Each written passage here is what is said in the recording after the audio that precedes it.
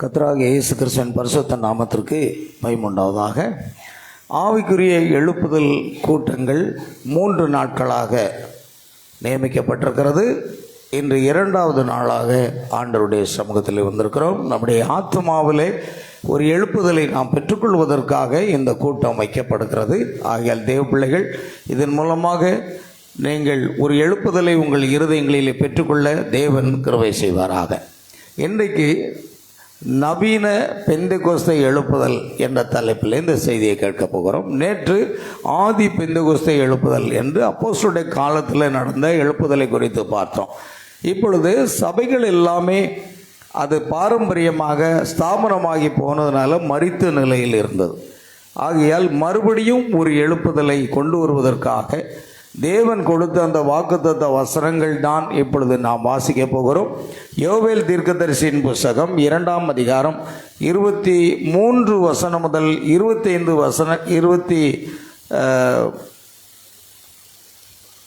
25 வரைக்குமே நாம் வாசிப்போம். கர்த்தராகிய இயேசு கிறிஸ்துவினுடைய பரிசுத்த நாமத்துக்கு ஸ்தோத்திரம். சீயோன் குமாரரே, உங்கள் தேவனாகிய கர்த்தருக்குள் மகிழ்ந்து களிகூருங்கள். அவர் தக்கபடி உங்களுக்கு முன்மாரியை கொடுத்து உங்களுக்கு முன்மாரியையும் பின்மாரியையும் ஏற்கனவே வர்ஷிக்க பண்ணுவார். களங்கள் தானியத்தினால் நிரம்பும், ஆலைகளில் திராட்சை ரசமும் எண்ணெயும் வழிந்தோடும். நான் உங்களிடத்தில் அனுப்பின என் பெரிய சேனையாகிய வெட்டுக்கிளிகளும் பச்சை கிளிகளும் முசுக்குட்டை பூச்சிகளும் பச்சை புழுக்களும் பச்சித்த வருஷங்களின் விளைவை உங்களுக்கு திரும்ப அளிப்பேன். அல்லேலூயா. வாசிக்கப்பட்ட வேத வசனங்களை கர்த்தர் தாமே ஆசீர்வதிப்பாராக. நாம் ஒரு பாடலை பாடி கர்த்தருக்கு நாம் ஜெபித்து அவருடைய வார்த்தை வரும்.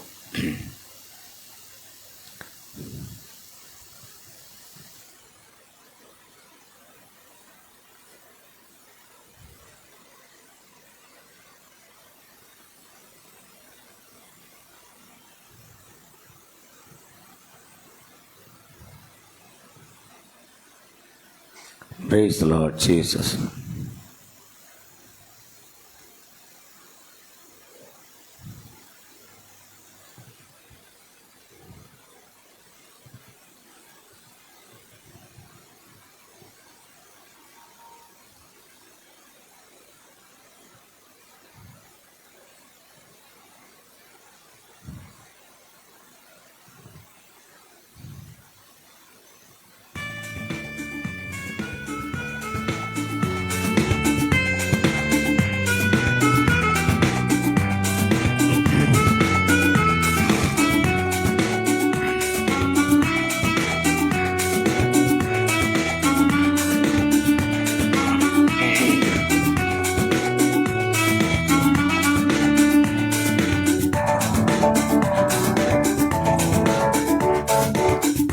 தண்ணீரே எந்தன் தேவ ஆவியே, ஜீவநதியே என்னில் பொங்கி பொங்கி வா.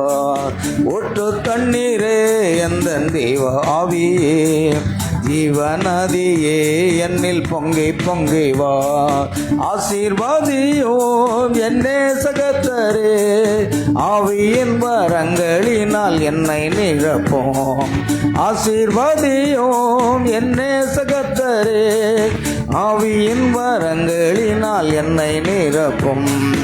ஒட்டு தண்ணீரே எந்தன் தேவ ஆவியே, ஜீவநதியே என்னில் பொங்கி பொங்கி வா.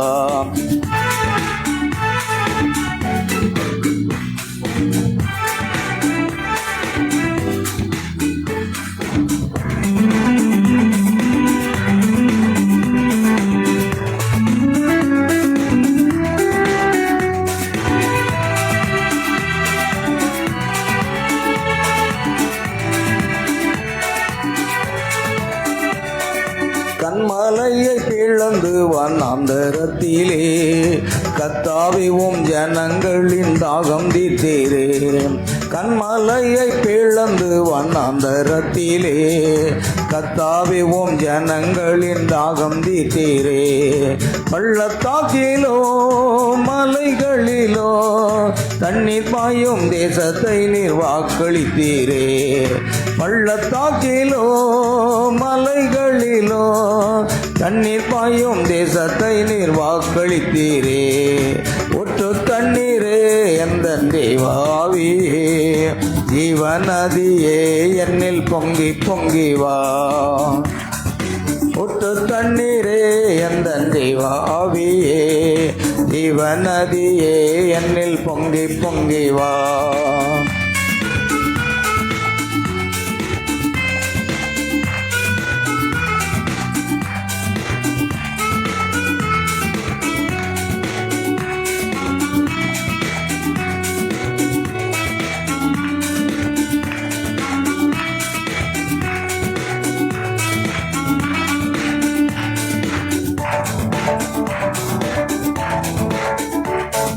ரட்சிப்பின் ஊற்றுகள் எந்த சபைதனிலே எழும்பிட இந்த வேளை இறங்கிடுமே. ரட்சிப்பின் ஊற்றுகள் எந்த சபைதனிலே எழும்பிட இந்த வேளை இறங்கிடுமே. பாரமோ பரிசுத்தமோ அவளுடன் பெற்றிடவே வரம் தாருமே. ஆத்ம பாரமோ பரிசுத்தமோ அவளுடன் பெற்றிடவே வரம் தாருமே. ஒற்று தண்ணீரே எந்த தேவாவியே, ஜீவநதியே என்னில் பொங்கி பொங்கி வா. ஒற்று தண்ணீரே எந்த தேவாவியே, ஜீவநதியே என்னில் பொங்கி பொங்கி வா. ஆசீர்வாதியோ என்னே சகத்தரே, ஆவியின் வரங்களினால் என்னை நிரப்போம். ஆசீர்வாதியோ என்னே சகத்தரே, ஆவியின் வரங்களினால் என்னை நிரப்போம். ஒற்று தண்ணீரே எந்த தேவாவியே, ஜீவநதியே என்னில் பொங்கி பொங்கி வா.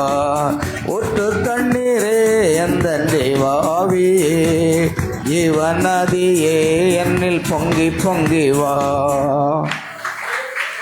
ஜெபிப்போம். அன்பின் பரலோக பிதாவே, நன்றியோடு உம்மை துதிக்கிறோம், சோத்திரிக்கிறோம் கர்த்தாவே. ஆசீர்வதிக்கப்பட்ட இந்த கால வேளைக்காக சோத்திரம் கர்த்தராக இயேசு கிறிஸ்து நாமத்திலே ஆண்டவரே சோத்திரிக்கிறோம் சோத்திரிக்கிறோம் சோத்திரிக்கிறப்பா. பாடின பாடல்களையும் ஆராதனை வழி ஆசீர்வித்து வந்ததற்காக ஸ்தோத்திரம். ஜெப குறிப்புகளுக்காக ஜெபித்து அதன் மூலமாக உம்முடைய ஆசீர்வாதங்களை பெற்றுக்கொள்ளும்படி கிருபை செய்தீரே, நன்றி செலுத்துகிறோம். எங்கள் கர்த்தராக இயேசு கிறிஸ்துவின் நாமத்தினால் ஆண்டவரே உங்கள் நன்றியோடு உம்மை துதிக்கிறோம் துதிக்கிறோம் துதிக்கிறோம் அப்பா. ஆண்டவரே உமக்கு ஸ்தோத்திரம். இந்த வேளையிலும் வாசிக்கப்பட்ட வேத வசனங்களுக்காக ஜெபிக்கிறோம். கர்த்தர் தாமே இந்த வசனங்களை ஆசீர்வதித்து தாரும். கர்த்தராக இயேசு கிறிஸ்து நாமத்திலே இந்த வசனங்கள் மூலமாக இந்த செய்தியின் மூலமாக ஆண்டவரே உம்முடைய ஆசீர்வாதங்களை பெற்றுக்கொள்ளவும் எங்களுக்கு ஒரு எழுப்புதலை கர்த்தர் கொடுக்கும்படியாக ஜெபிக்கிறோம். தேவ சித்தை எங்கள் வாழ்க்கையிலே நிறைவேறும்படியாக எங்களை தாழ்த்தி ஒப்பு கொடுக்கிறோம். வசனங்களை வாசித்து நம்முடைய மகனை ஆசீர்வதியும். கர்த்தருக்கென்று நம்முடைய பிள்ளைகள் செலுத்தின காணிக்கைகள் எல்லாவற்றையும் வானத்தின் பலகளை திறந்து இடங்களாமற் போக மாட்டோம். ஆசீர்வாதங்களை கட்டளையிட வேண்டுமாய் ஜெபிக்கிறோம். சகல துதிகன மகிமை யாவற்றும் செலுத்துகிறோம். கர்த்தராகிய இயேசு கிறிஸ்துவின் நாமத்தில் கேட்கிறோம் பிதாவே, ஆமென். உட்காரும்.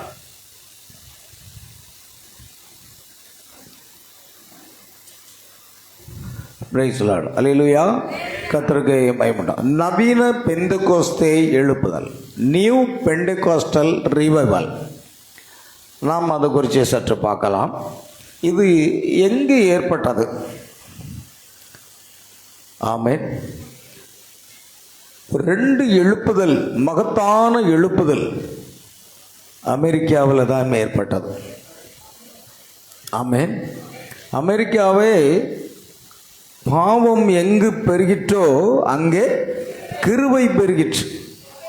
அமெரிக்காவில் பாவம் பெருகின ஒரு நாடு, ஆனால் கிருபையும் அதிகமாக பெருகி அநேக மிஷனரிகள் அமெரிக்காவில் இருந்து எழும்பியிருக்கிறார். சொல்லப்போனால் இந்த நவீன பெந்தகோஸ்தே என்ற எழுப்புதல் 1906ஆம் ஆண்டில் அது அங்கு கர்த்தர் அதை எழுப்பினார். ஆமென். அதே போன்று கர்த்தருடைய பிரதான கிருபையினாலே 1933ஆம் ஆண்டிலிருந்து இன்னொரு மகத்தான எழுப்புதல் அங்கும் கர்த்தர் எழுப்பினார். அது கர்த்தருக்கு ஸ்தோத்திரம். முதலாவது நவீன பெந்தகோஸ்தே எழுப்புதல் என்பதை வில்லியம் சீமோர் என்று சொல்லப்படுகிற ஒரு மகத்தான தேவ ஊழியர் மூலமாக எழுப்பப்பட்டது. ஆனால் அதே அமெரிக்கா தேசத்தில் தான் இந்த மல்கியா 4:5-6 படியும் வெளிப்படுத்தல் 10:6 படியும் தேவன் ஒரு மகத்தான எழுப்புதலை கொண்டு வந்தது சகோதரன் வில்லியம் பிரணாம் மூலமாக. இந்த 2 எழுப்புதல், மகத்தான எழுப்புதல் எங்கு தோன்றிற்று என்றால் அது அமெரிக்காவில். ஆனால் ஆதி பெந்தகோஸ்தே எழுப்புதல் எங்கே அப்படின்னா எருசலேமில் மேல் வீட்டறையில், ஜெருசலேம் என்ற இடத்துல மேல் வீட்டறையில் தான் அது அங்கே உண்டாயிற்று.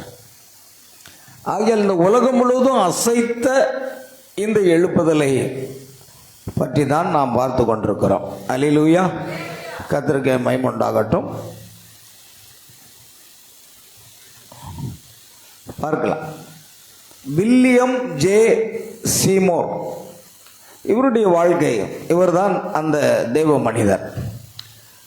இவர் மூலமாக தான் பெந்தகோஸ்தே எழுப்புதல் உண்டாயிற்று. முதலாவது பெந்தகோஸ்தே எழுப்புதல் அப்போஸ்தலர்கள் மூலமாக உண்டாயிற்று. ஆனால் இவர் மூலமாக 1906ஆம் ஆண்டில் இந்த பெந்தகோஸ்தே எழுப்புதல் என்பது கொண்டு வரப்பட்டது. ஆமென். பாருங்கள், இவர்தான் வில்லியம் சீமோர் என்பதாகும். கீழே பாருங்கள் பிரியமானவர்களே, வில்லியம் ஜே சீமோர் 1870ஆம் ஆண்டு முதல் 1922 வரையும் அமெரிக்காவின் ஒரு முக்கிய கிறிஸ்தவ ஊழியராக இருந்தார். அவர் உலக புகழ்பெற்ற அசுசா ஸ்ட்ரீட் ரிவைவல் எழுச்சியின் தலைவராக இருந்தார். இவர் மூலமாகத்தான் அந்த அசுசா தெரு என்ற இடத்துல ஒரு எழுப்புதல் உண்டாயிற்று. நம்முடைய தீர்க்கதரிசியும் கூட அசுசா ஸ்ட்ரீட் ரிவைவல் அப்படின்னு ஒரு புஸ்தகம் செய்தியை கொடுத்துருக்கிறார். அல்லேலூயா. கர்த்தருக்கு தமிழிலும் இருக்கிறது, அந்த புஸ்தகம் தமிழிலும் இருக்கிறது. நீங்கள் தான் கேட்டு உங்க வச்சுங்க. விசுவாசிகள் என்ன பண்ணுறாங்க அப்படின்னா, நான் என்னைக்கு புஸ்தகம் தர்றேனோ அன்னைக்கு தான் வாங்கி போய் படிக்கிறாங்க. மற்ற நாள் கேட்குறதே கிடையாது. புஸ்தகம் நிறைய இருக்குது, நீங்கள் வந்து அதை கேட்டு பெற்றுக்கொள்ளுங்க. இல்லைல்ல மாடியில் பெரிய செல்ஃபில் புஸ்தகம் இருக்குது. ஆர்வம் உள்ளவங்க நீங்கள் வாங்கி அதெல்லாம் அங்கே போய் நீங்களே எடுத்துக்கொள்ளுங்க. எடுத்துக்கொண்டு அந்த புஸ்தகத்தை என்ன செய்யுங்க, வாசிங்க. செய்தியில் வார்த்தையில் தாகம் இருக்கிறவங்க மட்டும்தான் அதெல்லாம் நம்ம செய்ய முடியாது. தாகம் இல்லைன்னா அதை நம்ம ஒன்றும் பண்ண முடியாது. அதுக்கு என்ன இருக்கணும், வார்த்தையின் மேலே ஒரு தாகம். சரி, இப்போ கவனிங்க. அசுசா என்ற தெருவில் தான் முதல் அந்த எழுப்புதல் உண்டாயிற்று. இவ்வெழுச்சி உலகம் முழுவதும் பெந்தகோஸ்தே இயக்கம் பரவுவதற்கு அடித்தளமாக அமைத்தது. நாம் நினைக்கிறோம் மார்ட்டின் லூத்தர் மூலமாக லுத்தரன் மிஷன் என்ற ஒரு இயக்கம் தோன்றிற்று. ஜான் வெஸ்லி மூலமாக மெத்தடிஸ்ட் என்ற ஒரு பெரிய சபை எழுப்புதல் உண்டாயிற்று. பெந்தகோஸ்தையன் என்றால் அது இவர் தான், வில்லியம் சீமோர். இவர் மூலமாகத்தான் தேவன் ஒரு பெரிய எழுப்புதலை கொண்டு வந்து உலகம் முழுவதும் அது கொண்டு போகப்பட்டது. ஆகையால் ஆரம்ப வாழ்க்கை, அவருடைய வாழ்க்கையை சற்று பார்க்கலாம். பிறப்பு மே 2ஆம் தேதி 1870ஆம் ஆண்டில். அடுத்து பிறந்த இடம் சென்டர்வில். பெற்றோர் முன்னாள் அடிமைகள், ஏனென்றால் இவர்கள் ஆப்பிரிக்கன் அமெரிக்கன் பேக்ரவுண்ட், ஆப்பிரிக்கன் அமெரிக்கனுடைய பின்னணியில் இருக்கக்கூடியவர்கள். சொல்லப்போனால் அவர் ஒரு கற்பின சகோதரர். இன்றைக்கும் அமெரிக்காவில் என்ன இருக்குது அப்படின்னு சொன்னால், அமெரிக்காவில் பார்த்திங்கன்னா இந்த இன வேறுபாடுகள் இருக்கிறது. இனப்படுகொலைகள் இப்பொழுதும் நடந்து கொண்டிருக்கிறது. இனப்படுகொலைகள் அந்த ஆப்பிரிக்க இனத்தவரான நீக்ரோ கற்பினராக இருக்கிறதுனால அமெரிக்காவில் அடிக்கடி என்ன செய்கிறது, அது இனப்படுகொலைகள் நடந்துக்கிட்டு இருக்கு. ஒரு முறை சமீபத்தில் சில மாதங்களுக்கு முன்பாக ஒரு போலீஸ்காரன் ஒரு கருப்பின சகோதரனை தன்னுடைய பூட்ஸ் காலாக கழுத்திலே மிதித்து கொண்டு போடுகிறான். உலகம் முழுவதும் பெரிய ஒரு சர்ச்சையை உண்டாக்குனது. அதனால் இவர்கள், இந்த வெள்ளையர்கள் என்ன செய்வார்கள், கருப்பினருக்கு இன விரோதம் நிறையா இருக்கும். இந்தியாக்காரங்க கூட ரொம்ப கருப்பாக இருந்தாங்கன்னா டேஞ்சர் தான். இந்தியாக்காரன் ரொம்ப கருப்பாக இருந்தவன் அமெரிக்காவுக்கு போனால் இவன் ஆப்பிரிக்கன்னு சொல்லிட்டு நம்மளை கொண்டு வருவான். அப்படிப்பட்ட இடம், அவ்வளோ மோசமான இடத்துல தான் தேவன் மகத்தான எழுப்புதலை கொண்டு வந்தார். அல்லேலூயா. கவனி. ஆகையால் இந்த பெற்றோர்கள் என்ன செய்யணும், முன்னாள் அடிமைகளாக இருந்தார்கள். எப்படி இஸ்ரவேலர்கள் எகிப்தில் அடிமைகளாக இருந்தார்களோ அதுபோன்று இவர்கள் அடிமைகளாக இருந்தார்கள். சிறு வயதில் கடினமான வாழ்க்கை, வறுமை மற்றும் இன வேறுபாடுனால பல துன்பங்கள் இவையெல்லாம் அவர் அனுபவித்தார். அவர் சிறு வயதில் இருந்து கடவுளை தேடும் மனதுடன் இருந்தார். சிறு வயதிலேயே ஆண்டவரை தேடிக்கிட்டு இருந்தார். அதான் நல்ல கவனிங்க. ஒரு ஆவிக்குரிய அனுபவம் என்ன அப்படின்னா, ஆண்டவரை தேடணும், ஆண்டவரோடு பேசணும், ஆண்டவரை தரிசனத்தில் பார்க்கணும். இந்த மாதிரி யாருக்கெல்லாம் இந்த விருப்பம் தோன்றுகிறதோ அவர்களுக்கு தான் கர்த்தர் தன்னை வெளிப்படுத்த முடியும். ஆமென். ஏதோ உலக பிரகாரமாக வாழ்ந்து வாரத்துக்கு ஒரு நாள் சர்ச்சுக்கு வந்துட்டு போகிறது அல்ல. நமக்கு அவருடைய என்ன செய்யணும், அவருடைய தரிசனத்தை பார்க்கணும். கர்த்தருக்கு சொல்றேன். ஆகையால் சிறு வயதிலிருந்தே கர்த்தரை அவர் தேட ஆரம்பித்தார். ஆவிக்குரிய ஒரு அழைப்பு. ஹூஸ்டன், அமெரிக்காவில் ஹூஸ்டன் என்ன இடத்துல, தீர்க்கதரிசி ஹூஸ்டன் என்ன இடத்துல பிரசங்கம் பண்ணியிருக்கார். அந்த ஹூஸ்டன் என் நகரில் சார்லஸ் பர்காம் அவர்களிடம் வேதாகம பயிற்சி பெற்ற ஒரு நபர் அங்கு பரிசுத்தாவினுடைய ஸ்நானம் குறித்து கற்றுக்கொண்டார். பரிசுத்தாவினுடைய ஸ்நானத்தை எப்படி பெற்றுக்கொள்கிறது, அதனால் என்ன கிரியைகள், அதனால் நமக்கு என்ன பலன் கிடைக்கும், இதெல்லாம் பரிசுத்தாவி பற்றி தெளிவாக அதை கற்றுக்கொண்டதுனால பாருங்கள். ஆனால் அந்த காலத்தில் இன வேறுபாடு காரணமாக அவர் வகுப்பறைக்கு வெளியே அமர்ந்துதான் கேட்க முடியுதுதான். அந்த வெள்ளையர்கள் இருக்கக்கூடிய, அமெரிக்கர்கள் இருக்கக்கூடிய அந்த வகுப்புக்குள்ள இவரை யாரும் அனுமதிக்கலை. ஆமேன். சில காரியத்தை பார்த்தீங்கன்னா, கற்பினர்கள் அவர்களுக்கென்று தனியாக என்ன சொல்லுவாங்க, இந்த கடைக்குன்னு ஷாப்பிங் மால். இந்த ஷாப்பிங் மால் என்றால் கற்பினர்கள் மட்டும்தான் அங்கே போவாங்க, வெள்ளையர்கள் போக மாட்டாங்க. அதே மாதிரி வெள்ளையர்களுக்கு தனி ஷாப்பிங் மால் இருக்கு, அங்கே இந்த கற்பினர்கள் போகவே முடியாது. இப்படி இந்த இன வேறுபாடுகள் இன்றைக்கும் அமெரிக்காவில் இருக்கிறது. ஆமேன். ஆனால் அந்த கற்பின ஜனங்களிலிருந்து ஒருவர் அமெரிக்க ஜனாதிபதியாக வந்தார். யார் அவர்?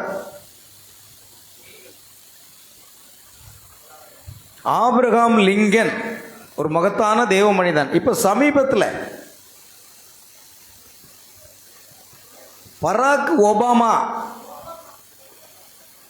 மறந்துட்டீங்களே, ஆபிரகாம் லிங்கன் பழைய ஆளு. இந்த பராக் ஒபாமாங்கிறவர் தான் சமீபத்தில், அதாவது இந்த யாருக்கு முன்னாடி, இந்த ட்ரம்புக்கு முன்னாடி அவர் தான் அதிபராக இருந்தார். அல்லேலூயா. இப்போ பாருங்க, தேவன் அவர்களையும் உயர்த்துகிறார். அவர் தேவனுக்கு நிறம் என்ற அவர் தானே சிருஷ்டித்தார். ஆமென். கர்த்தருக்கு ஸ்தோத்திரம். ஆகையால் அந்த காலத்தில் இன வேறுபாடு காரணமாக அவர் வகுப்பறைக்கு வெளியே அமர்ந்து தான் கேட்டார். வகுப்புக்கு உள்ள கூட விடலை, வெளியில் உட்கார்ந்து தான் அந்த தேவ செய்தியை கேட்க முடிந்த அளவுக்கு இன வேறுபாடு நெருக்கம் அவருக்கு அதிகமாக இருந்தது. அதன் மத்தியிலும் கர்த்தரை பற்றி அறிய வேண்டும் என்ற ஒரு வாஞ்சை அவருக்கு இருந்தது. ஆமென். அல்லேலூயா. அசுசா வீதி எழுச்சி, அசுசா என்ற ஒரு வீதி இருக்கிறது. அந்த வீதியில் தான் 1906 அவர் கூட்டங்களை நடத்தும் பொழுது முதல் ஆரம்பம் சிறு ஒரு வீட்டில் தான் ஆரம்பித்தார். பரிசுத்தாவினுடைய வல்லமை அமோகமாக இறங்கினது. அதன் பிற்பாடு சற்று பெரிய இடத்தை பார்த்தார்கள். இப்படியாக கொஞ்சம் கொஞ்சமாக அது பெரிதாகி கொண்டே வந்தது. தேவனும் வல்லமையாக அபிஷேகத்தினால் நிரப்பி கொண்டிருந்தார். ஏன்னா அவருடைய வாக்குத்தத்தம் கடைசி நாட்களிலே அவர் தம்முடைய ஆவியை என்ன செய்யணும், அவர் ஊற்றணும். நான் வாசித்த அந்த வேத வசனத்தில் பார்த்தீங்கன்னா அங்கே என்ன சொல்லியிருக்கிற, நான் உங்களுக்கு முன்மாரியை கொடுத்து உங்களுக்கு முன்மாரியையும் பின்மாரியும் ஏற்கனவே வருஷிக்க பண்ணுவேன் என்று வாக்குத்தத்தம் செய்திருக்கிறார். அவ்வண்ணமாக தேவன் அப்படி ஒரு காரியத்தை செய்து பாருங்க, ஜனங்கள் மீது பரிசுத்தாவினுடைய வல்லமை அமோகமாக இறங்குது. ஏன் இந்த அளவுக்கு ஒரு எழுப்புதல் வருது? முதல்ல அதுக்கு முக்கிய காரணத்தை நான் சொல்ல போறேன். அவருடைய வாழ்க்கையில ஜெபம் அதிகமாக இருந்தது. பாருங்க, நம்ம வாழ்க்கை யாருடைய வாழ்க்கையில ஜெபம் இருக்கிறதோ அவர்களைத்தான் தேவன் பயன்படுத்த முடியும். நம்ம சபையில் ஜெபம் போதாது என்று தான் இப்பொழுது பெண்களுக்கு கூட்டம் நம்ம வச்சிருக்கிறோம். என்ன சகோதரர்களுக்கு கூட்டமும் ஒன்று நம்ம வைக்க போகிறோம். ஏன்னா நம்ம ஜெபத்தை என்ன செய்யணும், அதிகப்படுத்தணும், ஜெப நேரத்தை அதிகப்படுத்தணும். ஆகையால் தயவுசெய்து பெண்கள் கூட்டத்தில் வந்து கலந்து கொண்டு ஊழியத்துக்காக ஜெபிங்க. அப்புறம் சீக்கிரமாக நாங்கள் சகோதரர்களெல்லாம் கூடி ஜெபிக்க போகிறோம். மும்பையில் பாஸ்டர் முன்னாள் எனக்கு ஞானஸ்தானம் கொடுத்த பாஸ்டர் அருமையான சோத்ரா டேனியல் கேஷியன் பாஸ்டர் சொன்னீங்கன்னா, இவர்கள் தன்னுடைய விசுவாசிகளோடு என்ன செய்வாங்கன்னா ஜெபிப்பதற்கு மலைக்கு போயிடுவார். மலையில் சென்று அங்கு இருந்து இரவு முழுவதும் ஜெபித்துட்டு வந்து ஆராதனை நடத்துவாங்களாம். எப்படி இருக்கும் அந்த ஆராதனை? ஆமென். அவருடைய ஊழியம் அதுதான் வல்லமையாக ஆரம்பித்தது. ஒரு தேவ மனுஷன், வல்லமையான ஊழியக்காரர். கடைசியில் எப்படியோ யாசோ மைஷியாவில் போய் விழுந்துட்டார். மற்றபடி ஒரு பயங்கரமான அவர் நின்று ஃபீல்டில் நின்னாச்சுன்னா நல்லா அப்படியே ஒரு மெசேஜ் அப்சர்வ் பண்ணக்கூடிய அளவுக்கு ஒரு ரொம்ப பிளஸ்ஸிங்காக இருக்கும். அல்லேலூயா, ஒரு ஆசீர்வாதமாக இருக்கும். அதே நேரத்தில் அவர் மூலமாக சுகமளித்தல் பிசாசுகள் எல்லாம் அவார்டில் ஓடும். அவ்வளோ காரணம், அவர்கள் ஆராதனைக்கு முதல் நாள் மலையில் போய் இருந்து என்ன செய்வாங்களாம், ஜெபிப்பாங்க. அந்த ஜெப அனுபவம் தீர்க்கதரிசியும் அப்படி தான். அடிக்கடி தனியாக போய் குகைக்குள்ளே இருந்து 3 நாட்கள் உபவாசித்து ஜெபிப்பார். அந்த ஜெப வாழ்க்கை தான் நம்மை என்ன செய்யும், உயர்த்தும். தேவன் நம்ம பயன்படுத்தும். அப்படியாக இவர் என்ன செய்தார், ஒரு பெரிய எழுப்புதலை எதிர்பார்த்தார். பெரிய எழுப்புதலை எதிர்பார்க்கும்போது ஒரு நாளைக்கு 5 மணி நேரம் ஜெபிப்பாராம். எவ்வளோ நேரம்? 5 மணி நேரம் ஜெபித்து கூட்டங்களை நடத்துவார். பரிசுத்தாவினுடைய வல்லமை இறங்குது. அப்பொழுது அவர் சொல்வாரா, இன்னும் நமக்கு இன்னும் அபிஷேகம் தேவை, இன்னும் எழுப்புதல் வேணும். 5 மணி நேரம் ஜெபத்தை 6 மணி நேரம் கூட்டுவாராம். இன்னும் 1 மணி நேரம் கூட்டுவார். இப்படி ஜெபத்தை கூட்ட கூட்ட கூட்ட அந்த எழுப்புதல் வல்லமையாக பரிசுத்த ஆவியானவர் இறக்கிறார். ஆமென். நம்முடைய வாழ்க்கையில் ஜெபம் இல்லை அப்படின்னா அது ஒரு பிரயோஜனமும் இருக்காது. உண்மையாகவே சொல்லுகிறேன். இந்த செய்தியெல்லாம் தியானிக்கும் பொழுது, நான் ஆரம்ப ஊழிய கட்டத்தில் இருந்த பொழுது எனக்கு இருந்த ஜெபம் இப்பொழுது குறைந்து விட்டது. ஆரம்பத்தில் முழங்கால் போட்டால் 1.5 மணி நேரம் முழங்கால் எடுக்கவே மாட்டேன். நான் மாத்திரமில்லை, பாஸ்டமாக முழங்கால் போட்டு அபிஷேகத்தில் ஜெபித்து கொண்டே இருப்போம். 1 மணி நேரத்துக்கு முன்னாடி முழங்காலை எடுக்கவே மாட்டோம். அல்லேலூயா. அந்த அளவுக்கு ஒரு அபிஷேகமான ஜெபம் இருந்ததுனால எந்த பிசாசும் கிட்ட வராது, கண்ட உடனே ஓடும். ஒரு எழுப்புதல் ஜனங்களுடைய இருதயத்தில் தொடப்பட்டு பாருங்கள். எல்லாரும் சபைக்கு வரும் பொழுது நகைகளெல்லாம் அணிந்து வருவார்கள். அந்த பிரசங்கத்தின் செய்தி பிரசன்னம் போகும் பொழுது அடுத்த வாரமே நகையெல்லாம் கழட்டி தூர வச்சுட்டு வந்துடுவாங்க. அப்படிப்பட்டு ஒரு எழுப்புதல். பெந்தெகோஸ்தே நாளில் 110 நாட்கள் காத்திருந்து பரிசுத்தாவின் அபிஷேகத்தை பெற்று பேதுரு பேசின பொழுது இருதயத்தில் குத்தப்பட்டு 3000 பேர் ரட்சிக்கப்பட்டார்கள். அது காரணம் காத்திருக்குதல், ஜெப வாழ்க்கை.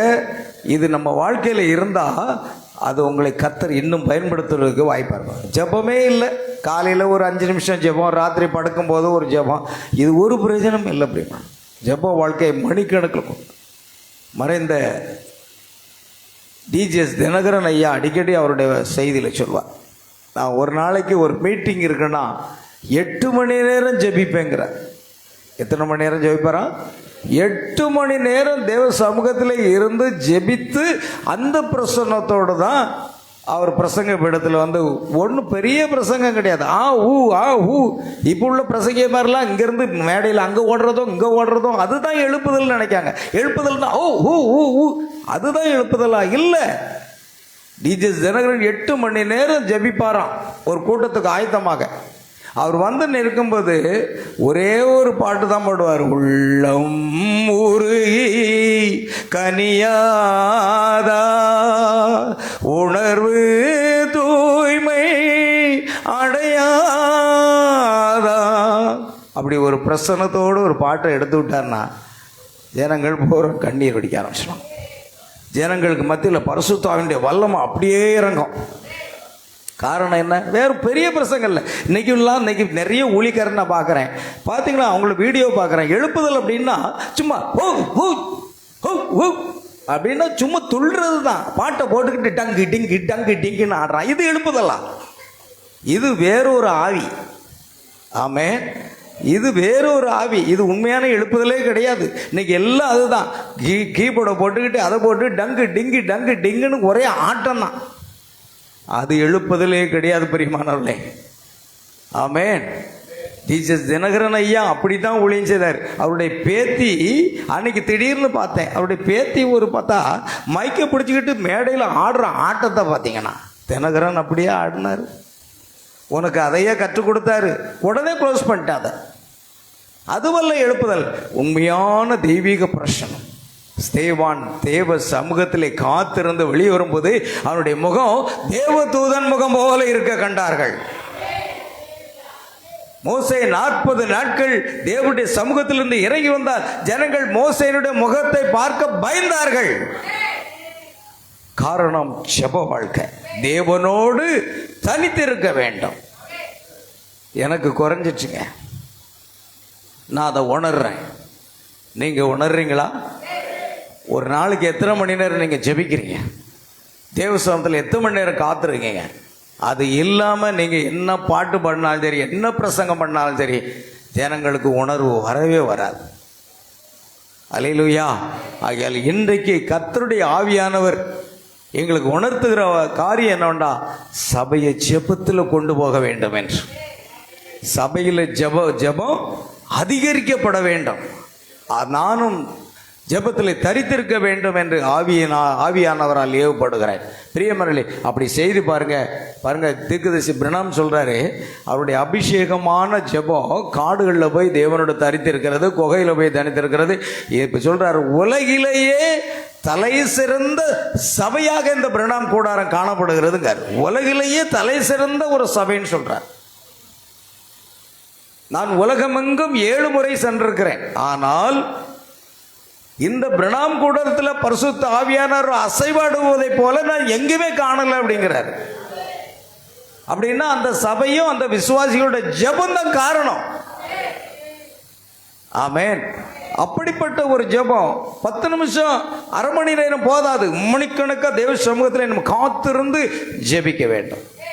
அப்படிதான் நம்முடைய ஊழியம் இன்னும் வளரும், அது பற்றி எரியும். அப்படித்தான் வில்லியம் சீமோர் அவர்கள் ஜெபத்தில் அதிகமாக தரித்திருக்கும் போது பரிசுத்தாவினுடைய வல்லமை ஜனங்கள் மீது ஊற்றுவது பாருங்கள். எப்படி நெருக்கமாக நின்று அவர்கள் ஆராதித்து கொண்டிருக்கிறார்கள் பாருங்க. ஆமென். கர்த்தருடைய ஆவியானவர் அவ்வளோ வல்லமையாக இருந்து ஒரு பெந்தெகோஸ்தை எழுப்புதலை கொண்டு வந்தது பாருங்கள் பிரியமானவர்களே. ஆகையால் 1906 அவர் லாஸ் ஏஞ்சல்ஸ் சென்றார். லாஸ் ஏஞ்சல்ஸ் என்ற இடத்துல, கலிபோர்னியா மாவட்டம் பாருங்கள். இது அவருடைய ஆரம்பத்தில் உள்ள ஒரு சர்ச்.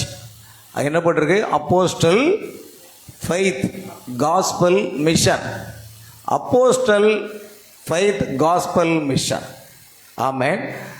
அப்போஸ்தல சுவிசேஷ மிஷனரி ஒரு ஊழியமாக அது காணப்பட்டது. அது ஆரம்ப ஊழியம். அங்கு 312 அசோசா ஸ்ட்ரீட்டில் ஒரு சிறிய கூட்டத்தை தொடங்கினார். முக்கிய அம்சங்கள் பரிசுத்தாவினுடைய வல்லமையின் வெளிப்பாடு, நாவுகளால் பேசுதல், அதாவது ஸ்பீக்கிங் இன் டங்ஸ், அதாவது அந்நிய பாஷைகள் பேசுகிறது. அடுத்தது மெயினாக ஹீலிங்ஸ் அண்ட் மிராக்கிள்ஸ், குணமாக்குதல், அற்புதங்கள் தாராளமாக நடக்கும். நம்ம சபை மாத்திரம் நான் சொல்ற மாதிரி ஆவியானவர் நடத்துகிற மாதிரி நம்ம போயிட்டோம் அப்படின்னா அசைவு கண்டிப்பாக வரும். ஆமென், அல்லேலூயா. வாங்க, பரிசுத்தாவினுடைய இந்த வல்லமை வெளிப்படுது. குணமாக்குதலும் அற்புதங்களும் அடையாளங்களும் அங்கே இருந்தது. அப்போஸ்தலர்களுக்கும் அது இருந்தது போல. ஆமென். எல்லா இன மக்களும் ஒன்றாக ஆராதித்தாங்க. இனவெறியில இருந்தாலும் மறுபடியும் பிறந்த தேவனுடைய பிள்ளைகள் எல்லா இனத்தை சேர்ந்தவர்களும் கூடி ஒன்றாக தேவனை ஆராதித்தார்கள். அந்த அளவுக்கு தேவனுடைய பிரசன்னம் இருந்தது. இது உலக வரலாற்றில் மிகப்பெரிய ஆவிக்குரிய எழுச்சிகளில் ஒன்றாக மாறியது. உலகளாவிய ஒரு தாக்கத்தை ஏற்படுத்தது. அதுதான் அசுசா ரிவைவல். ஆமென். இப்போ தீர்க்கதரிசி அசுசா ஸ்ட்ரீட் ரிவைவலை பற்றி அவர் செய்து கொடுக்குறாருன்னு அர்த்தம் என்னன்னா, அவர் அந்த அளவுக்கு ஒரு அசைவு அங்கே இருந்ததை பார்த்து தான் அந்த செய்தியை கொடுக்குறார். பெந்தெகோஸ்தே சபைகள் உலகம் முழுவதும் பரவின. ஆமென். மிஷனரிகள் பல நாடுகளுக்கு அனுப்பப்பட்டனர். இன்றைய பெந்தெகோஸ்டல் கரிஸ்மேட்டிக் இயக்கங்களின் அடித்தளம் அதுதான். ஆனால் பாருங்கள், அதை நான் பார்க்கிறோம், ஒரு சவால் இருந்தது. மெயினாக இன வேறுபாடு. இவர் கருப்பின சகோதரர். விமர்சனங்கள் மற்றும் எதிர்ப்பு இயக்கத்தில் பிளவு. அவருடைய ஊழியத்தில் என்ன இருக்கு? பிளவுகள் காரணம்னா இனவரி தான். ஆனாலும் அவர் தாழ்மையுடன் ஊழியம் செய்தார். அதுதான் முக்கியம். பெருமை கொள்ளலை. இவ்வளோ ஆத்மா வராங்க, கத்தர் இப்படி பயன்படுத்தாருன்னா இன்னும் தாழ்மையாகவே இருந்தார். அவரத்தில் என்ன இல்லை? பெருமை இல்லை.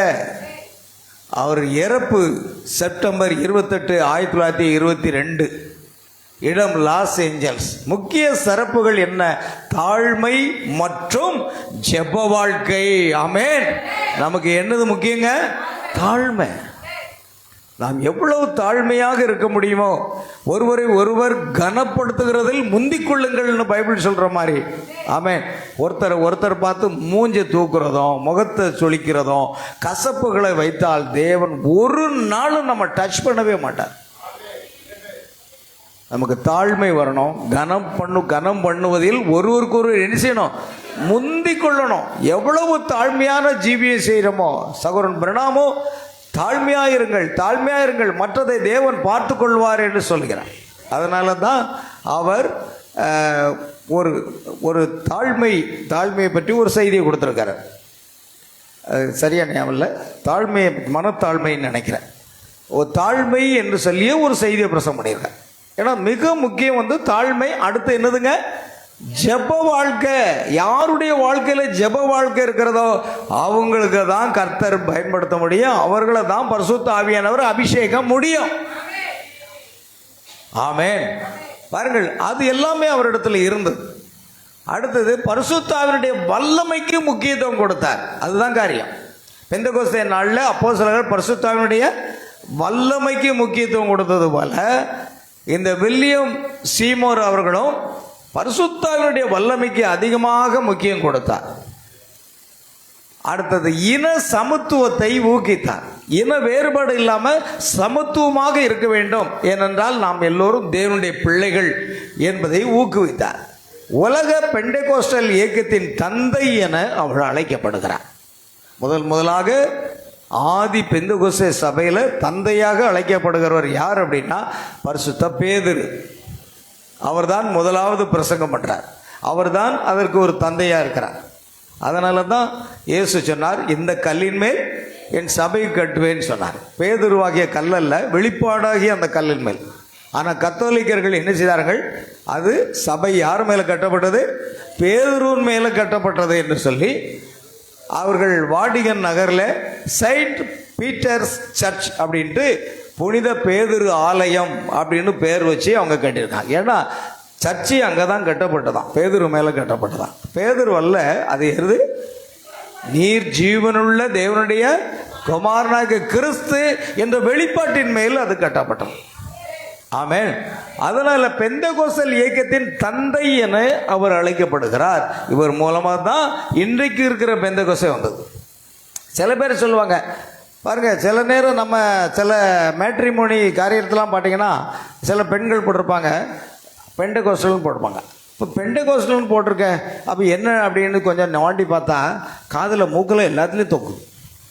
அந்த காலத்தில் பெண்டகோஸ்டல்னா என்ன இருக்காது, ஒரு தம்படி நகை கூட போட மாட்டாங்க. அந்த அம்மா உட்காந்துட்டு இருக்காங்க, அவங்க வெள்ளை சேலை தான் கட்டுவாங்க, கலர் சேலை கட்ட மாட்டாங்க. ஏன்னா பெந்தகோஸ்தினர் வெள்ளை சேலை தான் கட்டுவாங்க, கலர் சேலை கட்ட மாட்டாங்க. தெரியுமா? நான் என்னைக்கு ரட்சிக்கப்பட்டேன்னா அதுலேருந்து என்னுடைய ட்ரெஸ்ஸு ஒயிட்டு தான். கலர் கலராக ஏன் நான் சட்டை போடுறதில்ல? ஒரு மாற்றம் வருகிறது. ஆமென். ஒரு மாற்றம் வருகிறது. அதுதான் நம்ம அருமை சகோதரர் இருக்கிறாங்க, நம்ம தமிழ் வேந்தனர்கள், அவர்கள் சிபிஎம் அந்த பெந்தகோஸ்தே அனுபவத்தில் வந்தாங்க. ஏன்னா பெந்தகோஸ்தே என்பது சபையல்ல, பெந்தகோஸ்தே என்பது என்ன, அனுபவம். அந்த அனுபவத்தில் வந்தாங்க. அவங்களும் கலர் கலராக ட்ரெஸ் போட விரும்ப மாட்டாங்க. பார்த்தீங்களா? அவங்க சாதாரண ஒயிட் ட்ரெஸ். நான் ரட்சிக்கப்பட்டதுலேருந்து ஒயிட் தான், இன்னைக்கு நேற்று இல்லை. கிருபாசனம் கிறிஸ்துவின் சபை என்ற பெந்தகோஸ்தேயில் நான் உதவி ஊழியர்னா இருந்தேன். முதல்ல அங்கே தான் ரட்சிக்கப்பட்டோம். அப்போ பாருங்கள், நாம் அதை தான் விரும்புகிறோம். நம்ம கலர் கலர்லாம் விரும்புறதில்ல, கோட்டு சூட்டு போடுறதெல்லாம் விரும்புறதில்ல. நமக்கு தேவை தேவனுடைய வல்லமை. அல்லேலூயா. அதை விரும்புறதில்ல. இப்போ அந்த அம்மாவுக்கு யாருக்கு பிரசங்கம் பண்ணுறா? ஆமென். இன்னைக்கு தாழ்மையாக ஒரு சிபிஎத்தில் அவ்வளோ வைராக்கியமாக இருப்பாங்க. பொதுவாக ஊழியக்காரர் அப்படின்னா திருமணமே பண்ணக்கூடாதுங்கிறது தான் அவங்களுடைய கோட்பாடு. திருமணம் ஆனவங்கள ஊழியக்காரனே மதிக்க மாட்டாங்க சிபிஎம் சபையார். திருமணம் ஆகாமல் ஊழியம் செய்கிறவங்க தான் ஊழியக்காரர், அவங்க தான் பாஸ்டர்னு ஏற்றுக்கொள்வாங்க. அப்படி ஒரு போதகம் அங்கே இருக்கு. அது மட்டும் இல்லை, இன்னொரு போதகம் என்ன, திருமணத்துக்கு பிறகு கணவன் மனைவி நினைச்சுவாங்க பிரிச்சிருவாங்க. அந்த போதகமும் அங்கே இருக்கு. நான் அவங்கள்ட்ட பேசியிருக்கேன். ஏன்னா பவுலும் பர்னபாவும் போல சகோதரியாக மனைவியாகிய ஒரு சகோதரியை கூட்டிக் கொண்டு திரிய எங்களுக்கு அதிகாரம் இல்லையா? இந்த வசனத்தை எடுத்துவிடுங்க. பாருங்க, மனைவியாகிய ஒரு சகோதரி, மனைவியாக தான் இருந்தாங்க, ஊழியத்துக்கு வந்த பிறகு சகோதரி ஆகிட்டாங்களாம். என்னங்க இது? மனைவி இருந்து 4 பிள்ளையை பெற்றாச்சு, இப்போ எப்படிங்க சகோதரியாக மாற முடியும்? அஞ்ஞான மார்க்கம் கூட இதை ஏற்றுக்கொள்ளாது. மனைவியாக வாழ்ந்து 4 பிள்ளைகள் இருக்காங்க, இப்போ ஊழியத்துக்கு வரும்போது என்ன ஆயிட்டான், சகோதரியாகிய ஒரு பிள்ளையை நாங்கள் கூட்டி கொண்டு போய் மனைவியாக ஒரு சகோதரி. ஆமென். இப்படி ஒரு உபதேசம்லாம் இருக்கு. ஆனால் ஆவிக்குரிய ஜீவியம் இருக்கும், ஜெப வாழ்க்கை இருக்கும். அதெல்லாம் நான் குறை சொல்ல மாட்டேன். ஏன்னா நான் அங்கேருந்து வந்தவன். அதனால தான் உங்களுக்கு நான் அதை போதிக்க முடியுது. இந்த மற்ற மதத்திலிருந்து டைரெக்டாக அந்த செய்திக்கு வராங்க பாருங்கள், இவங்களுடைய ஜீவியத்தில் அந்த மாற்றம் இருக்காது. ஏன்னா ஊழியக்காரங்க ஹிப்பி தலையும் வச்சுக்கிட்டு இருக்கான். ஊழியக்காரன் என்ன வச்சுருக்கான், ஹிப்பி தலை இங்கெல்லாம் கொஞ்சம் கொண்டெல்லாம் தொங்கிட்டு இருக்கோம். அதை வச்சுட்டு மைக்கில் அப்படியே பாடுவான். அதெல்லாம் ஆகாது, அது மறுபிறப்பே இல்லை. அல்லேலூயா. ஆமென். அப்போ அவங்க பாருங்கள், அவங்க ரட்சிக்கப்பட்டு ஆண்டவருக்குள்ளே எத்தனையோ வருஷமாக இருக்கிறாங்க. பாருங்கள், அவங்க பாருங்கள் அந்த வெள்ளை சேலை தான் கட்டிருக்கிறாங்க. ஏன்? ஒரு எளிமை, ஒரு தாழ்மை இங்கே வந்து விடுகிறது, பகட்டு போய் விடுகிறது. தன்னுடைய சரீரத்தை நாம் என்ன செய்கிறதில்ல, அழகுபடுத்த விரும்புவது இல்லை. அதுதான் ஆவிக்குரிய அனுபவம். ஆமென். அதே போல் என்னுடைய மனைவி இருக்காங்க, இவர் பாஸ்டர் தான், பாஸ்டர் அம்மா தான்.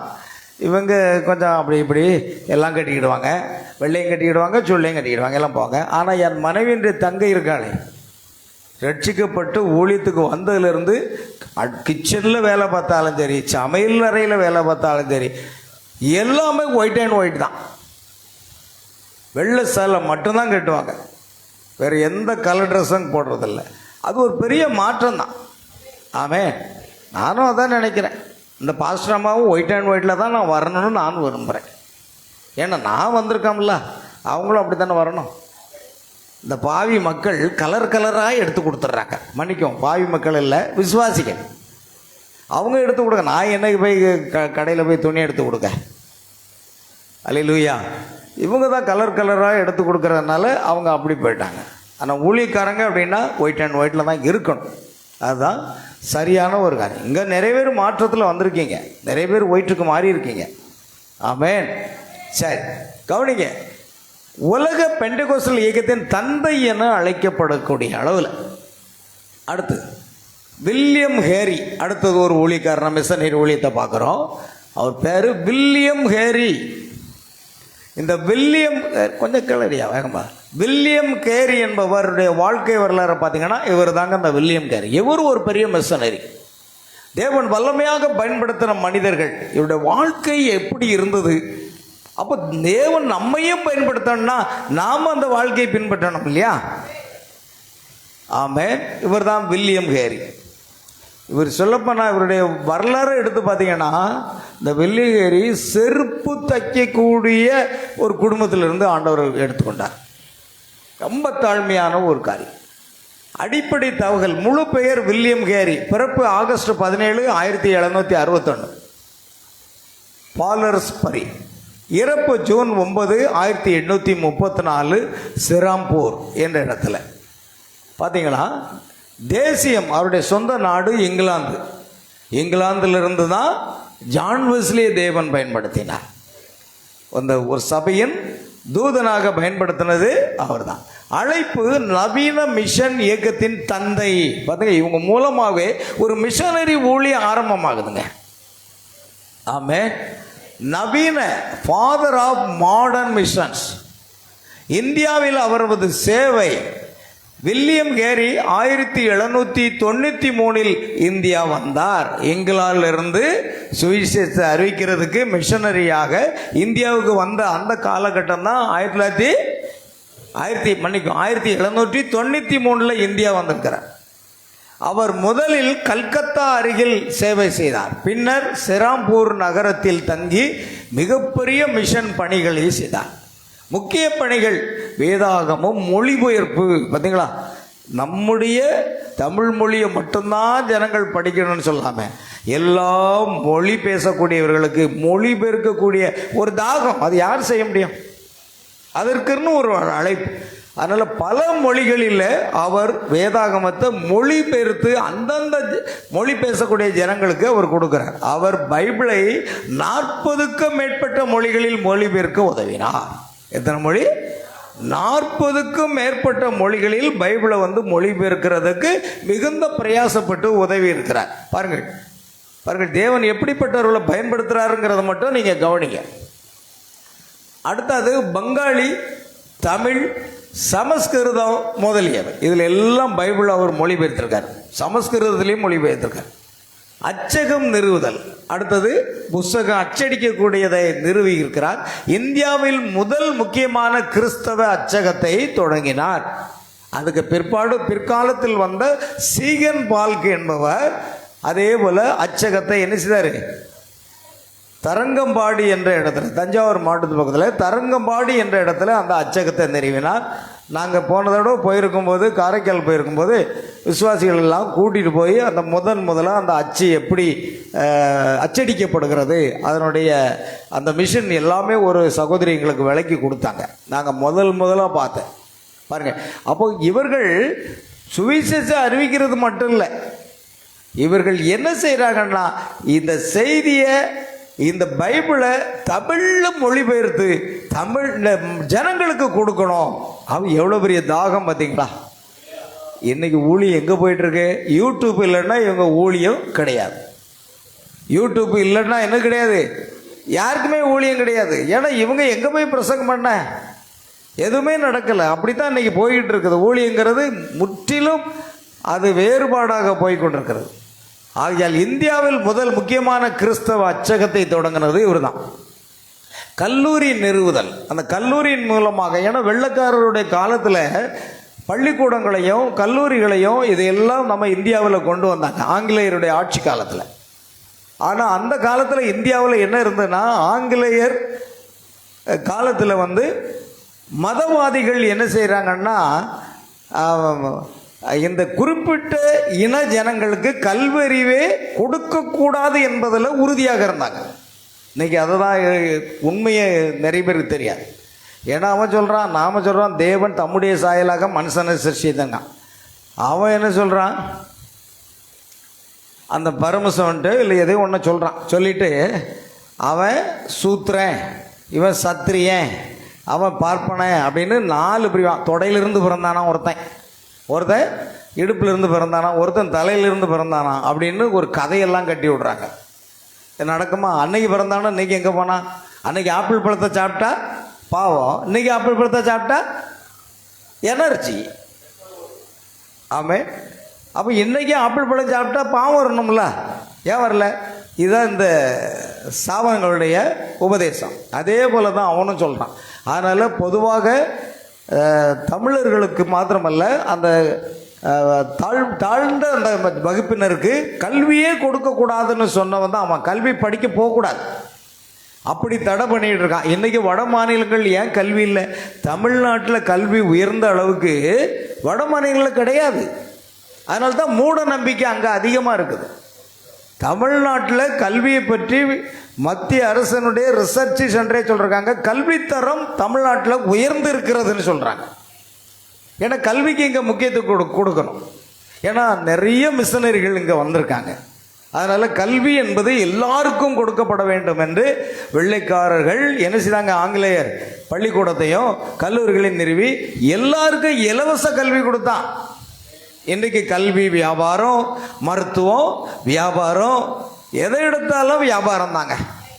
எதுவுமே சேவை நோக்கத்தோடு செய்யப்படுவது அல்ல. நீ உலகம் எங்கேயே போயிட்டுருக்கு, கொஞ்ச நாளைக்கு போட்டோம், கர்த்தர் பார்த்துக்கிடுவார். ஆகையால் 1818 செராம்பூர் கல்லூரியை நிறுவினார். கல்வி மற்றும் சமூக சீர்திருத்தம், பெண்கள் கல்வி, சாதி ஒழிப்பு போன்ற சமூக மாற்றங்களுக்கு ஆதரவு அளித்தவர் தான் இவர். முக்கியமான ஒரு சாதனை என்ன அப்படின்னா, உலக மிஷன் இயக்கத்திற்கு துவக்கம் வைத்தவரே அவர் தான். ஆமென். வேதாகமத்தை பல மொழிகளில் கொண்டு வந்தார். கல்வி வளர்ச்சியில் முக்கிய பங்கை கொண்டு வருகிறார்.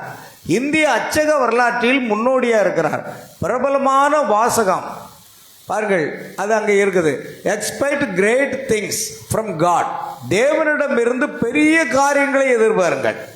தேவனுக்காக பெரிய காரியங்களை முயற்சி செய்யுங்கள். ஆமென். இவருடைய கனவு என்ன அப்படின்னா, நம்முடைய இந்தியாவில் ஒருத்தர் இருந்தார்ல, நம்ம தமிழ்நாட்டை சேர்ந்தவர், யார்? அப்துல் கலாம் ஐயா இருந்தார்டா. அவர் எப்போதும் சொல்லுவாராம், மாணவர்களை பார்த்து கனவு காணுங்கள், கனவு காணுங்கள், கனவு காணுங்கள்னு சொல்லுவாராம். அப்படின்னா என்ன அர்த்தம்? எதிர்காலத்தில் நான் ஒரு சயின்டிஸ்டாக வருவேன், இல்லை அப்படி வருவேன், இப்படி வருவேன்னு சொல்லி, சிலவங்களுக்கு ஐஏஎஸ் ஆகணும்னு ஒரு கனவு இருக்குது. இப்படியெல்லாம் கனவு கண்டவங்க இருக்கிறாங்க. அதே மாதிரி தான் அவர் சொல்கிறாரு, மாணவர்களுக்கு என்ன சொல்கிறாருன்னா, கனவு காணுங்கள், கனவு காணுங்கள்னு சொல்கிறாராம். அதே அடிப்படையில் தான் இவர் என்ன சொல்றார், தேவனிடத்திலிருந்து பெரிய காரியங்களை எதிர்பாருங்க. நம்ம எதிர்பார்க்கணும், ஏன்னா தேவனால் எல்லாம் செய்ய முடியும். அப்போ பெரிய காரியங்களை தேவனிடத்திலிருந்து எதிர்பாருங்க, பெரிய காரியங்களை தேவனுக்காக செய்வதற்கு முயற்சி செய்யுங்க. இதுதான் இவருடைய தியரி. ஆமென். நீங்கள் பெரிய காரியத்தை செய்யணும், பெரிய காரியத்தை தேவனிடத்தில் எதிர்பார்க்க வேண்டும் என்றது. ஆகையால் இது பெரிய ஒரு தாக்கத்தை ஏற்படுத்துகிறது. வில்லியம் கேரி உலகமெங்கும் மிஷன் பணியை தூண்டினார். இன்று உலகம் முழுவதும் உள்ள மிஷனரிகளின் சேவைக்கு அவர் ஒரு முன்னோடியாக இருந்தார், வில்லியம் கேரி. அப்போ இந்த மகத்துவமான தேவ மனிதர்கள் எல்லாம் தங்கள் வாழ்க்கையில் தியாகம் செய்து, ஆமென். அந்த காலத்தில் இந்தியாவுக்கு வந்த அந்த மிஷனரிகள் எல்லாம் தான் ஆங்காங்கே என்ன செய்தாங்க, பள்ளிக்கூடங்களை கட்டுறது மாத்திரமல்ல, பல இடங்களில் ஆலயங்களை எல்லா இடத்துலையும் விஸ்தாரம் பண்ணி கொண்டு போனாங்க. இன்றைக்கி என்னென்னா, அதை சுரண்டி சாப்பிட்றதுக்கு ஒரு ஸ்தாபனங்கள் இருக்கிறது. அல்லேலூயா, ஆமென். கவனி, அடுத்து டிஎல் ஆஸ்பான் தீர்க்கதரிசி அடிக்கடி சொல்கிறார். டிஎல் ஆஸ்பானை பற்றி தீர்க்கதரிசி சொல்கிறார். அவர் வல்லமையான ஒரு தேவனுடைய ஊழியக்காரன்னு சொல்கிறார். டிஎல் ஆஸ்பானை பாருங்கள், அவருடைய வாழ்க்கை வரலாறு. இவர் தான் டிஎல் ஆஸ்பான். ஒரு சாதாரண நபராக தான் இருப்பார். ஆமென். அல்லேலூயா. ஆமாம். இவங்க பார்த்தீங்கன்னா சாதாரண ட்ரெஸ்ஸு, சாதாரணமாக இருக்கிறாரு. எனக்கு சரியாக முடி கூட வெட்டலை, அப்படி தான் இருக்கார் பார்க்க. ஆமென். ஆனால் இப்போ இருக்கிற ஊழியக்காரெல்லாம் கோட்டு சூட்டு டையோடு வந்து ஆமென் அல்லேலூயா அப்படின்னு வருவாங்க. என்ன தான் மெஸ்மரிசம் பண்ணுறாருன்னு புரியல. ஒன்றும் கிடையாது, ஒரு சுக்கம் கிடையாது. பந்தா கோட்டு போடாமல் மேடைக்கு வரமாட்டாங்க, பந்தா பண்ணுவாங்க. சாதாரண ஒரு நபராக இருக்கிறார் டிஎல் ஆஸ்பான். ஆனால் இவர் மூலமாக தேவன் மகத்தான கிரியைகளை செய்தார். ஆமென். பாருங்க, டிஎல் ஆஸ்பான், தாமஸ் லீ ஆஸ்பான் அவருடைய பேர். அதான் டிஎல் ஆஸ்பான்னு சொல்கிறது. உலக புகழ்பெற்ற ஒரு சுவிசேஷகராக இருந்தார்.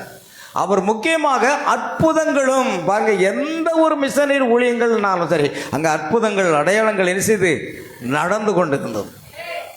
அவர் முக்கியமாக அற்புதங்களும் குணமளிப்பும் மூலம் சுவிசேஷத்தை உலகெங்கும் பிரசங்கித்தவர். தேவனால் வல்லமையாக பயன்படுத்தக்கூடிய தேவ மனிதராக இருந்தார். பிறப்பு ஆரம்பம் ஜூலை 23, 1923. சிறு வயதில் இயேசுவை ஏற்றுக்கொண்டார். இளமையில் சுவிசேஷ சேவைக்கு அழைக்கப்பட்டார். முக்கிய திருப்புமுனை என்னவாக இருந்தது? ஆரம்பத்தில் இந்தியாவில் பிரசங்கிக்க வந்தார். பார்த்தீங்களா, எத்தனை மிஷனரி இந்தியாவுக்கு வராங்க. ஏன்னா இந்தியா என்ன நாடு? ஒரு மதவாத நாடு, விக்கிரகம் நிறைந்த நாடு. இயேசுன்னா யாருன்னே தெரியாது. அப்படி சொல்லப்போனால் பைபிளில் பார்த்தீங்கன்னா நாம் அஞ்ஞானிகள். நம்ம எல்லாரும் யாரு? அஞ்ஞானிகள், தேவனற்றவர்கள். நமக்கு தேவனே கிடையாது. நம்ம முழுக்க முழுக்க அஞ்ஞான மார்க்கத்தை பின்பற்றினவங்க. இதனால தான் பல மிஷனரிகளை தேவன் என்ன செய்தார்? இந்தியாவுக்கு அனுப்பினார். அல்லேலூயா. அதே போல இவரும் இந்தியாவுக்கு வந்திருக்கிறார். ஆனால் பெரிய ஒரு வெற்றியை இங்கே பார்க்க முடியல. ஏன்னா அந்த மதவாது நான் சொன்னாலே 1954ஆம் ஆண்டு மும்பை பட்டணத்தில் தீர்க்கதரிசி பிரணாம் வந்து அநேக மிராக்கிள்ஸ், அற்புதங்கள், அடையாளங்கள் எல்லாம் நடந்தது. சூரிய நமஸ்காரம் செய்து கண்கள் 2 குருடாக்கப்பட்டவனுடைய கண்கள் அங்கே திறந்தது. இதனால் இந்திய அரசாங்கம் என்ன செய்தது? இனிமேல் இந்தியாவுக்குள் நுழைவதற்கு தடை விதித்தார்கள். இப்படிப்பட்ட பிரச்சனைகள் தான். இப்போ நமக்கு பாருங்க, மதமாற்ற தடை சட்டம்னு ஒன்று கொண்டோம். யார் எந்த மதத்தையும் பின்பற்றி போகிறான்? இவனுக்கு என்ன? அவன் விரும்புகிறான், அவன் சாப்பிட்றான். ஒரு ஹோட்டலுக்கு போகிறான், நீ பூரி தான் சாப்பிடணும்னு சொல்ல முடியுமா ஹோட்டல்காரன்? அவன் நான் எது வேணாலும் சாப்பிடுவேன். அதனால் அர்த்தம், ஒருத்தன் பூரி சாப்பிடுவான், ஒருத்தன் வடை சாப்பிடுவான், பொங்கல் சாப்பிடுவான், இன்னொருத்தன் இட்லி சாப்பிடுவான். ஒவ்வொருத்தரும் ஒவ்வொரு விரும்புகிறத சாப்பிடுவான். அதுதான் நம்ம மத சுதந்திரம்னு ஒன்று இந்தியாவில் இருந்தது. ஆனால் இப்போ இருக்கிற மாதிரி தெரியல. மத சுதந்திரம் சட்டம் இருக்குது. ஆனால் என்ன, இவன் மதமாற்ற தடை சட்டம் அது என்ன? இப்போ பாருங்கள், நம்ம இவர் பால் தினகரன்னு பாருங்க, மிஸ்மரிசம் பண்ணுறாரு. அது மூட நம்பிக்கையை ஜனங்களுக்கு மத்தியில் புகுத்துறாருன்னு சொல்லி தான் அரெஸ்ட் பண்ணாங்க, வழக்கு தொடர்ந்தாங்க. அல்லேலூயா. 5 பேர் மேலே வழக்கு. ஏன்னா 50,000 பேர் கூடியிருந்தாங்களாம் அந்த கூட்டத்தில். அப்போ பாருங்க, இது வழக்கு தொடர்றாங்க. இவனுக்கு என்ன வந்திருக்கு? நீ செய்ய. இதில் ஒரு காரியத்தை நான் பாராட்ட போகிறேன். நம்முடைய பெருந்தலைவர் காமராஜர், அவருக்கு பெருந்தலைவர்னு ஏன் பேர் வச்சாங்கன்னா, உண்மையாகவே தமிழ்நாட்டில் சிறப்பாக ஆட்சி செய்த ஒரு தலைவர் யாரா? பெருந்தலைவர். அவருக்கு சொந்த வீடே கிடையாது. ஆமென். இப்போ புதுசாக ஒரு கட்சியை ஆரம்பித்து வந்திருக்கிறார் ஒருத்தர். புதுசாக ஒரு கட்சியை ஆரம்பித்து ஒருத்தர் இப்போ முதலமைச்சர் ஆகிறதுக்கு துடிக்கிறார் இல்லையா? 264 கோடி சொத்து இருக்கு. அந்த மனு தாக்கல் செய்யும் பொழுது எல்லாரும் அவரவர் சொத்து எல்லாத்தையும் காண 264 கோடி அவருக்கு இருக்கு. காமராஜர் இந்த தமிழ்நாட்டை ஆண்டார். அவருக்கு சொந்தமாக ஒரு வீடு கூட கிடையாது. அவருடைய வரலாறு பாருங்கள். அந்த அரசாங்கத்தினுடைய பழைய ஒரு அம்பாசிடர் கார் கருப்பு கலரில் இருக்கும். அதைத்தான் அவர் பயன்படுத்திக்கிட்டு இருந்தார். சொந்த காரும் கிடையாது. இந்த வருங்கால மன்னிக்கும், இந்த முதலமைச்சராக துடிக்கக்கூடியவர் இருக்கிறார, பல கோடிக்கு 5 கார் வச்சிருக்கார். ஒவ்வொரு காரும் பல கோடி பெறும். மக்களுக்கு கொடுங்களேன், அதை விற்று மக்களுக்கு கொடுங்களேன். ஆதி அப்போஸ்தலருடைய காலத்தில் அவரவர் விற்று கொண்டு அப்போஸ்தலருடைய பாதத்தில் வைத்தாங்க. அவர் எல்லாருக்கும் பகிர்ந்து கொடுத்தார்கள்னு போட்டிருக்க. நீங்களும் ஒரு கிறிஸ்தவம் தானே, ஏன் கொடுக்கக்கூடாது மக்களுக்கு? கிறிஸ்தவருக்கு அதுக்கு சம்மந்தம் இல்லை. இன்னைக்கு பேர் கிறிஸ்தவம் பேர் வச்சுருந்தாலும் கிறிஸ்தவத்துக்கு அதுக்கு என்ன இல்லை, சம்மந்தம் இல்லை. ஆனால் அப்படிப்பட்ட ஒரு காமராஜர் பற்றி நான் சொல்லுவேன். ஒரு பெரிய கூட்டம் நடந்தது, கிறிஸ்தவ சுவிசேஷ கூட்டம். அந்த கிறிஸ்தவ சுவிசேஷ கூட்டம் அநேகமாக நான் அது பிரதர் தினகரன் தான் நினைக்கிறேன், யாருன்னு சரியில்லை. இப்போ பெரிய கிறிஸ்தவ கூட்டம் சென்னையில் நடந்ததான். சென்னையில் அந்த கூட்டம் நடக்கும்போது திரளான ஜனங்கள் அங்கே வந்தாங்க. திரளான ஜனங்கள் வரும்பொழுது என்ன, அங்கே அற்புதம் நடக்குது, அதிசயம் நடக்குது, வியாதி சுகமாது, பிசாசு போகுது, பயங்கரமான கிரியைகளை தேவன் அங்கே நடப்பித்தான். உடனால இந்த மதவாத சக்தி இருக்க இந்த கும்பல் நேராக முதலமைச்சர்கிட்ட போயிட்டாங்க. போயிட்டு இந்த மாதிரி மெஸ்மரசம் பண்ணி மூட நம்பிக்கை சொல்லி அங்கே சோமாவது இங்கே சோமாவது அப்படி பண்ணுது இப்படி பண்ணு ஏகப்பட்ட ஜனங்களை கிறிஸ்தவளாக்கிக்கிட்டு இருக்காங்க அப்படின்னு போய் காமராஜர்கிட்ட போய் ரிப்போர்ட் பண்ணாங்களாம். காமராஜர் சொன்னாராம் அமைதியா, அப்படியா விஷயம், நான் ஒன்று செய்கிறேன், அவங்க எந்த கூட்டம் நடத்துகிறாங்களோ அதை விட ஒரு பெரிய மைதானத்தை நான் ஏற்பாடு பண்ணி தரேன், நீனும் அங்கே போய் அங்கே சுகமளித்தல் ஆராதனை நடத்தி எல்லா கிறிஸ்தவனையும் நீ மாத்திரு. எவ்வளோ ஞானம் இருக்குது தெரியுமா? தமிழ்நாட்டை ஆண்ட ஒரு பெருந்தலைவர், அவரை பெருந்தலைவர்னு சும்மையா பரவ வச்சாங்க. அவர் ஞானமாக சொன்னார், இதோட பெரிய மைதானம் தாரேன், நீ அதை பேர் என்ன செய், ஒரு சுகமளித்தலை நடத்தி எல்லா கிறிஸ்தவனையும் ஓ மதத்துக்கு மாற்றிக்க. ஐயா அது முடியாது, வாயை பொத்திட்டு போ அப்படின்ட்டாரான். அல்லேலூயா. உன்னால் அது முடியாது. ஆனால் ஒரு கிறிஸ்தவனை தேவன் வல்லமையாக பயன்படுத்தி உலகத்தையே அசைக்க வைப்பார். தேவனுடைய வல்லமை அதை செய்யும். இன்னைக்கு எந்த தைரியத்தில் நாம பேசிட்டு இருக்கிறோம்? பரிசுத்த ஆவியினுடைய வல்லமை நமக்குள் இருக்கிறதுனால. முதலமைச்சர் வரைக்கும் கம்ப்ளைண்ட் போய் ஒன்றும் முடியல. அப்படிப்பட்ட தலைவர்கள் தான் நீடிக்கணும். நாங்கள் பெருந்தலைவர் காமராஜர் ஆட்சியை அமைப்போம், அந்த ஆட்சியை ஒன்றால் அமைக்கவே முடியாது. அது அவர் தான் திரும்ப மறுபிறவி எடுத்து வரணும். ஆமென். எனக்கு அருமையானவர்களே, அப்படிதான் தேவனும் தம்முடைய ஊழியர்காரர்களை வல்லமையாக பயன்படுத்துகிறார். அல்லேலூயா. பாருங்கள், பின்னர் வில்லியம் பிரணாம் அவர்களின் அற்புத ஊழியத்தை பார்த்த பின் டி.எல். ஆஸ்பான் வில்லியம் பிரணாமுடைய அற்புத ஊழியத்தை அவர் பார்க்கிறாரு. அதான் பிரணாம் சொல்றார், டி.எல். ஆஸ்பான், டி.எல். மோடி மகத்தான தெய்வ மனிதர்கள், பில்லி கிரகாம் மகத்தான தெய்வ மனிதர்கள்னு எல்லாரையும் பாராட்டுறார். இப்போ டி.எல். ஆஸ்பான் என்ன செய்யறாருன்னா பிரணாமுடைய கூட்டத்துக்கும் போயிருக்கும்போது வில்லியம் பிரன்காம் அவர்களின் அற்புத ஊழியத்தை பார்த்தபின் சாதாரண வார்த்தை அல்ல, அதிகாரத்துடன் சுவிசேஷம் என்ற உணர்வு கிடைத்ததுன்னு சொன்னாராம். தீர்க்கதரிசி சாதாரண வார்த்தையை பேசல. அது 1 தெசலோனிக்கேயர் 1:5 சொல்கிறது, எங்கள் சுவிசேஷம் வசனத்தோடு மாத்திரமல்ல பரிசுத்த ஆவியோடும் வல்லமையோடும் முழு நிச்சயத்தோடும் புறப்பட்டு வந்தது, பெந்தெகோஸ்தே நாளில் வந்தது போல. பிரணாமுடைய கூட்டத்தில் தான் அவர் உணர்ந்து கொண்டாரா, சாதாரண வசனத்தோடு மாத்திரமல்ல, வார்த்தை மட்டுமல்ல, அது எப்படி வரணும், சுவிசேஷம் அதிகாரத்தோடு வல்லமையோடு புறப்பட்டு வர வேண்டும், அதை நான் அங்கு கண்டுகொண்டேன் அப்படின்னு சொல்றார். டி.எல். ஆஸ்பானை பற்றி தீர்க்கதரிசி குறிப்பிடுறார். ஏன்னா அந்த கூட்டத்தில் அவர் போய் இந்த காரியத்தை அவர் கற்றுக்கொண்டார். பிரியமானவர்களே, ஆகையால் உலகளாவிய ஒரு ஊழியம், 70+ நாடுகளில் பிரசங்கம். எத்தனை நாடுக்கு மேலே? 70 நாடுகளுக்கு மேலாக அவர் சென்று பிரசங்கம் பண்றார். லட்சக்கணக்கான மக்கள் முன்பு சுவிசேஷம். இந்தியாவிலே தீர்க்கதரிசி பிரணாம் வந்த பொழுது அந்த கூட்டம் நடத்தும்போது 4 லட்சம் ஜனங்கள் கூடியிருந்தாங்க. எத்தனை பேர்?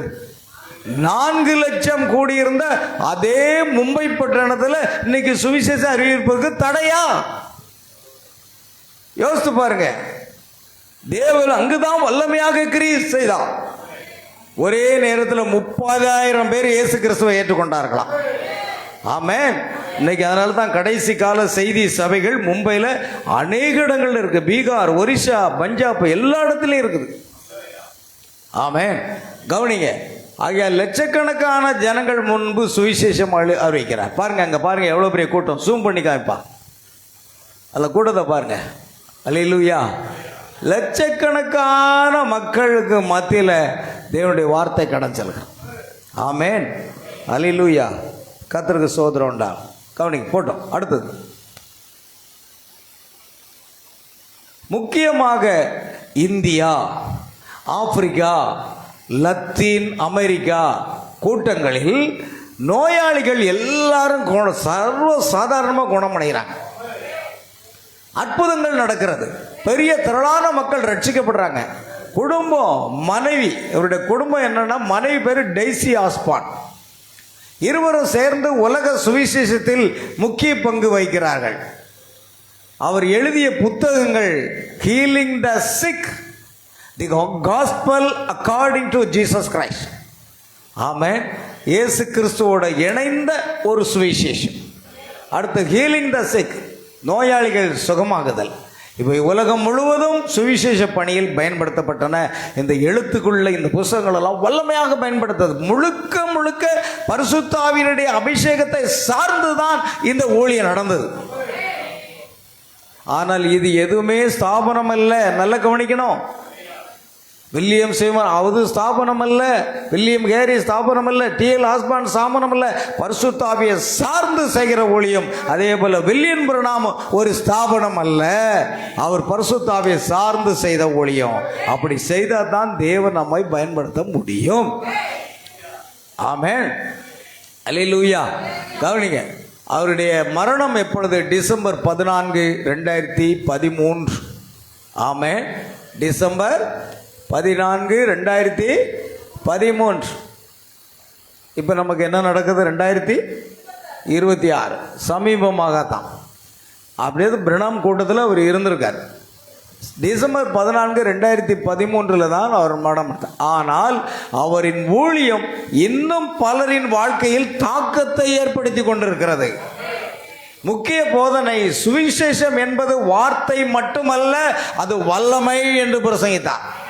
சுவிசேஷம் அறிவிப்பது வார்த்தை அல்ல, அது வல்லமை இருக்கணும். அது மார்க் 16:20 படி அப்போஸ்தலர்கள் எங்கும் சென்று சுவிசேஷத்தை பிரசங்கித்தார்கள். கர்த்தர் அவர்களோடு கூட கிரிகளை நடப்பித்து அவர்களால் நடந்த அடையாளங்களினால வசனத்தை உறுதிப்படுத்தினார். அப்போ வெறும் வார்த்தை இல்லை. இன்னைக்கு நாம அப்படித்தான் வெறும் வசனத்தை பிரசங்கிச்சுட்டு போறோம்ல. தீர்க்கதரிசி அப்படி சொல்லியிருக்கார், தீர்க்கதரிசி இப்படி சொல்லியிருக்கார், தீர்க்கதரிசி அந்த பேஜில் அப்படி சொல்லியிருக்கார், இந்த செய்தியில் இப்படி சொல்லியிருக்கார். அது ஒன்றும் உதவாதுங்க.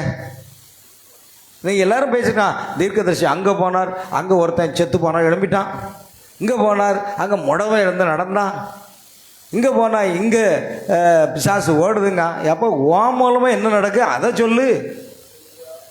இன்னும் அந்த பஞ்சபாட்டையே பாருக்கா தீர்க்கதரிசி மூலம் அது நடந்தது, தீர்க்கதரிசி இது நடந்தது. நான் சொன்னேன் தீர்க்கதரிசி புற்றுநோய் பிசாசுன்னு சொன்னார், வெளியே போ பிசாசுன்னு சொன்னேன், அது போய்விட்டதுங்கிறாரு. இப்போ நான் அதை சொல்லிட்டு நினைக்கிறேன், நம்முடைய ஊழியத்திலையும் புற்றுநோய் சுகமாக்கப்பட்டிருக்கிறதே. அப்போ அந்த சாட்சியை நம்ம கொண்டு வரணும். அவர் அதை செய்தார், இதை செய்தார், அதை செய்தார், அதை செய்தார்னா நீ என்ன பண்ணுனா அதான் கேள்வி. ஆமென். ஓ மூலமா என்ன நடந்தது? நீ அதே எவ்வளோ நாள் சொல்லிக்கிட்டு இருக்க போற? ஆமென். அருமையானவர்களே, நாம என்ன செய்யணும்? நம்மை கொண்டு தேவன் என்ன செய்கிறார்? நம்முடைய தியாகமான வாழ்க்கை என்ன? நம்முடைய அர்ப்பணிப்பு என்ன? நம்முடைய தாழ்மை என்ன? நம்முடைய அபிஷேகம் என்ன? அதை கொஞ்சம் ஆராய்ந்து பார்க்க வேண்டாமா? தேவன் உங்களையும் வல்லமையாக எழுப்பெடுத்து நிச்சயம் பயன்படுத்த போகிறார். அல்லேலூயா. சுவிசேஷம் என்பது வார்த்தை மட்டுமல்ல, அது பவர் ஆஃப் காட், தேவனுடைய வல்லமை. ஆமென். இயேசு இன்றும் அதே தேவனாக இருக்கிறார். அடுத்து ட்வைட் எல் மூடி, டிஎல் மூடின்னு சொல்லுவாங்க.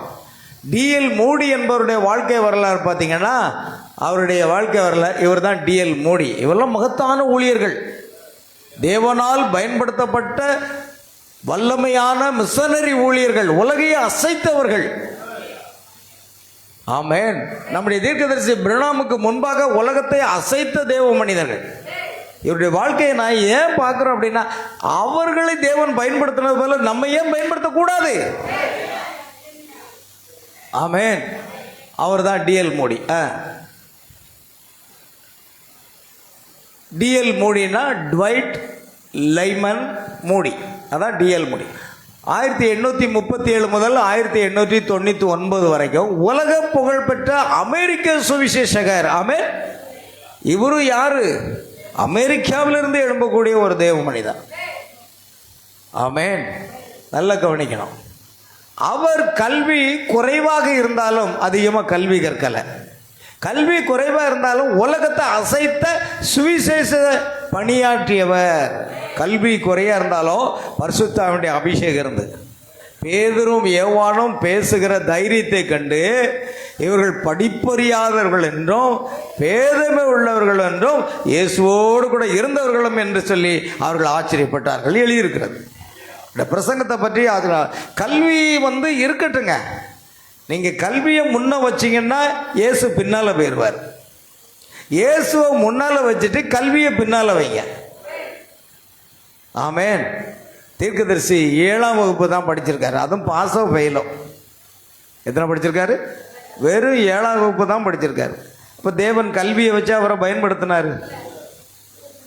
பரிசுத்தாவினுடைய வல்லமையினால உலகம் முழுவதும் 7 முறை சுற்றி வர பண்ணியிருக்கிறார். காரணம் அது கல்வி அல்ல, உலக ஞானம் அல்ல, அது பரிசுத்தாவினுடைய வல்லமை. நாம் ஒரு காலம் கல்வியை சார்ந்து கொள்ளக்கூடாது. நாம் எந்த கல்வி கற்றாலும் அது தேவனை அறிவதற்கு பயன்படாதுன்னு தீர்க்கதரிசி சொல்றார். உங்களுடைய கல்வியினால தேவனை நீங்கள் ஒரு காலம் அறிய முடியாது, அல்லது தேவனுக்கு சாட்சியாக வாழவும் முடியாது. நமக்கு தேவை பரிசுத்த ஆவியினுடைய வல்லமை. அல்லேலூயா. பாருங்கள், உலகத்தை அசைத்த ஒரு சுவிசேஷகர். ஆரம்ப வாழ்க்கை, பிறப்பு பிப்ரவரி 5, 1837. ஏழை குடும்பத்தில் பிறந்தார். பாருங்க, இதெல்லாம் பெரிய பெரிய ஆட்கள் கிடையாதுங்க, ஏழை குடும்பத்தில் தான் பிறந்திருக்கார். எப்படி வில்லியம் பிரணாம் சாராயங்காய்ச்ச விற்பனை செய்யக்கூடிய குடும்பத்தில் பிறந்தாரோ அதுபோல ஏழை குடும்பத்தில் பிறந்தார். தந்தை சிறுவயதிலேயே இறந்ததால் குடும்பம் மிகவும் கஷ்டப்பட்டது, வறுமை. ஆனால் ரட்சிப்பின் அனுபவத்தை அவர் பெற்றுக்கொண்ட பிற்பாடு 1855 போஸ்டன் நகரில் வேலை செய்த போது ஒரு ஞாயிற்றுக்கிழமை பள்ளி ஆசான் எட்வர்ட் கிம்பால் அவரிடம் சுவிசேஷம் பகிர்ந்தார். அப்பொழுது மூடி இயேசுவை தன் சொந்த இரட்சகராக ஏற்றுக்கொண்டார். ஆமென். பாருங்கள், ஊழியம் ஆரம்பம் என்னவா இருக்கிறது என்றால், சிகாகோ தீர்க்கதரிசி சிகாகோவில் பிரசங்கம் பண்ணியிருக்கார், கலிஃபோர்னியாவில் பிரசங்கம் பண்ணியிருக்கார், லாஸ் ஏஞ்சல்ஸில் பிரசங்கம் பண்ணியிருக்கார். அந்த இடத்துல தான் இவருடைய ஊழியம் இருக்குது. சிகாகோ நகரில் ஞாயிறு பள்ளி பணியை தொடங்கினார். பாருங்க, அவருடைய கூட்டத்தை பாருங்க. அவர் இங்கே பிரசங்கம் பண்ணுறார். பிற்காலத்தில் தேவன் எவ்வளோ வல்லமை, எத்தனை மாடி கட்டிடம்? 1, 2, 3, 4 மாடி கட்டிடம். 4 மாடியிலையும் ஃபுல்லு. சினிமா தேட்டரில் போடுவோம்ல ஹவுஸ் ஃபுல்னு. 1, 2, 3, 4, 5 மேலேயும் இருக்குன்னு நினைக்கிறேன். அவர் வல்லமையாக பிரசங்கம் பண்ணுறார். பாருங்க, கல்வி இல்லை, உலக அறிவு இல்லை, ஏழ்மை, ஆனால் பரிசுத்த ஆவியினுடைய வல்லமை அங்கே இருந்தது. ஆமென். இன்றைக்கு நம்ம சபைக்கு பரிசுத்த ஆவியினுடைய வல்லமை தான் தேவை. நம்முடைய ஜெப வாழ்க்கையை அதிகரிக்கணும். நாம் தேவ சமூகத்தில் அதிகமாக காத்திருக்கணும். நாம் ஒன்றாக கூட்டிகிட்டு வரோம். புதன்கிழமை வேத பாட வகுப்பை துவங்குறோம், வெள்ளிக்கிழமை பெண்கள் கூட்டத்தை தொடங்கணும். இன்னும் பாருங்க, இன்னும் கூட்டிக்கிட்டே தான் இருக்கணும். என் சகோதரர்கள் எல்லாம் சேர்ந்து அபிஷேகத்தில் ஜெபிக்கிற ஒரு ஜெபத்துக்கு ஒரு கூட்டத்தை நான் ஒரு நாள் ஏற்படுத்த போகிறேன். விரும்புகிறீங்களா? இல்லை உங்களுக்கு வேலைகள் இருக்கா? ஆமென். அல்லேலூயா. சகோதரிமார்கள் எவ்வளோ உற்சாகமாக ஜெபிக்கிறாங்க தெரியுமா? நான் கவனித்து கொண்டே இருக்கேன். அதனால் நானே காப்பி போட்டு கொண்டு கொடுக்குறேன். சில நேரம் வெளியே போயிட்டோம்னா நான் செய்ய முடியல, ஏன்னா அவங்கள உற்சாகப்படுத்துறதுக்காக. ஆமென். கவனிங்க, ஒரு மகத்தான ஊழியத்தை தேவன் செய்கிறார். அவர் பிரசங்கிக்கிறார். D L Moody preaching in the great opera house. Opera ஹவுஸுங்கிற இடத்துல மூடி பிரசங்கம் பண்ணுறார். High market. சரி, ஏழை குழந்தைகளுக்கு சுவிசேஷம் சொல்ல ஆரம்பித்தாராம். ஏன்னா இவர் ஏழை இல்லை, பணக்காரன்ட்ட போய் நினைனா மண்டியில் அடித்து விரட்டி விடுவானே. ஏழை குழந்தைகளுக்கெல்லாம் சுவிசேஷம் சொல்ல ஆரம்பித்தாராம். விரைவில் ஆயிரக்கணக்கான மக்கள் கூடும் அளவுக்கு வளர்ந்த உலக சுவிசேஷ பணிகளை செய்ய ஆரம்பித்தார். அமெரிக்கா மற்றும் இங்கிலாந்தில் பெரும் கூட்டங்களில் அவர் பிரசங்கித்தார். அவருடன் பணியாற்றிய முக்கிய பாடகர் ஐரா சங்கி. ஆயிரக்கணக்கான மக்கள் ரட்சிக்கப்பட்டனர். கல்வி ஒரு காரியம் அல்ல, ஆனால் பிற்காலத்தில் கல்வி மற்றும் நிறுவனங்கள், மூடி நிறுவிய முக்கிய அமைப்புகள், மூடி Bible institute 1886, north field Bible conferences, பல்வேறு வேதாகம பயிற்சி மையங்கள் அவரது விசேஷங்கள். எளிய மொழியில் ஆழமான செய்தி, பரிசுத்த ஆவியின் சக்தியில் ஊழியம். கல்வி இல்லாதவர் இருந்தாலும் தேவன் அவரை வல்லமையாக பயன்படுத்தினார். ஆமென். அதுதான் முக்கியம் நமக்கு. முக்கிய போதனைகள் என்ன? ஒரு மனிதன் தேவனுக்கு முழுமையாக ஒப்படைத்தால் தேவன் என்ன செய்ய முடியும் என்பதை உலகம் இன்னும் காணவில்லை என்று அவர் சொல்றாராம். அப்ப இதுல என்ன அர்த்தம்? தேவனுக்கு ஒரு மனிதன் என்ன செய்யணும்? முழுமையாக ஒப்படைக்கணும். நாம அப்படி இல்லையே. கொஞ்சம் ஆத்துல ஒரு காலு, சேத்துல ஒரு கால், உலகத்துல ஒரு காலு, கிறிஸ்துவின் பக்கம் ஒரு கால், இப்படித்தானே நம்ம வாழ்ந்துகிட்டு இருக்கோம். ஆனா அவர் சொல்றாரு, அவருடைய அனுபவத்தை சொல்றாரு பாருங்க. ஒரு மனிதன் தேவனுக்கு என்ன செய்யணும்? முழுமையாக ஒப்படைத்தால், தேவனுக்கு முழுமையாக ஒப்படைத்தால் தேவன் என்ன செய்ய முடியும் என்பதை உலகம் இன்னும் காணவில்லை. அப்ப முழுமையாக ஒப்படைக்கிற மனிதர்களை பார்க்க முடியலங்கிறார். இப்போ நம்மை மாத்திரம் முழுமையாக ஒப்பு கொடுத்தால், சகோதரன் பிரணாம் முழுமையாக ஆண்டவருக்கு ஒப்பு கொடுத்துட்டார். கர்த்தர் சிறுவயதிலிருந்தே பேசிக்கிட்டு வர்றார். ஒரு நாள் தன் வேதாகமத்தை கையில் எடுத்துக்கொண்டார். தன் வேதாகமத்தில் கையெழுத்து கொண்டு, சிறுவயதிலிருந்து என்னோடு இடையப்படுகிறது என்னவென்றே என்னால் புரிந்து கொள்ள முடியல, அதற்கு தீர்வு கிடைக்கும் வரைக்கும் நான் வீட்டுக்கு திரும்ப மாட்டேன். அன்பான மனைவியை விட்டுட்டார், அன்பான பிள்ளையை விட்டுட்டார், பைபிளை எடுத்துட்டு போயிட்டார். ஆமென். முழுமையாக ஒப்படைக்கக்கூடிய இருக்காங்களா? சாயங்காலம் கூட்டத்துக்கு இருப்பீங்களா? பிள்ளைகள் ஒத்தையில் இருப்பாங்க, பேர பிள்ளைகள் ஒத்தையில் இருப்பாங்க, புருஷன் ஒத்தையில் இருப்பார். சோறு போட்டு கொடுத்தா தான் சாப்பிடுவார், நான் போட்டு கொடுத்தா தான் சாப்பிடுவார். நீ என்னைக்கு மாற போற? ஆமென். ஒரு நாளும் சர்ச்சுக்கு வர மாட்டான், ஊர் சுற்றிட்டு வருமா, அவனுக்கு சோறு போட்டு கொடுக்கணுமா? யோசித்து பாருங்க. நீ ஒப்படைக்கல, தேவனுக்கு முழுமையாக ஒப்படைத்துப்பார். நாம் இன்னைக்கு அப்படித்தானே சாக்கு பக்கம் சொல்றோம். ஆமென். அதுதான் காரியம். நாங்கள்லாம் ஊழியத்துக்கு போகும்போது எங்கள் பிள்ளைகள் ராத்திரி 10:30 மணிக்கு தான் வருவோம். சுத்தமல்லி ஊழியம் முடிச்சிட்டு மாடியில் ஒத்தையில் படுத்து தூங்க ரூமில். கதவு உள்ளே பூட்டிக்கிடும். திறக்கிறதுக்கு முன்னால் தண்ணியை கோரி கோரி மேலே ஊற்றி, பிள்ளைகளை தண்ணியை ஊற்றி தான் நாங்கள் எழுப்போம். பிள்ளைகளை பற்றியே கவலைப்பட்டோம். அது சின்ன சின்ன பிள்ளைகள், ஏன்னா தனியாக இருக்குது பிள்ளைகள். தனியாக இருக்குன்னா நாங்கள் பயந்தோம்.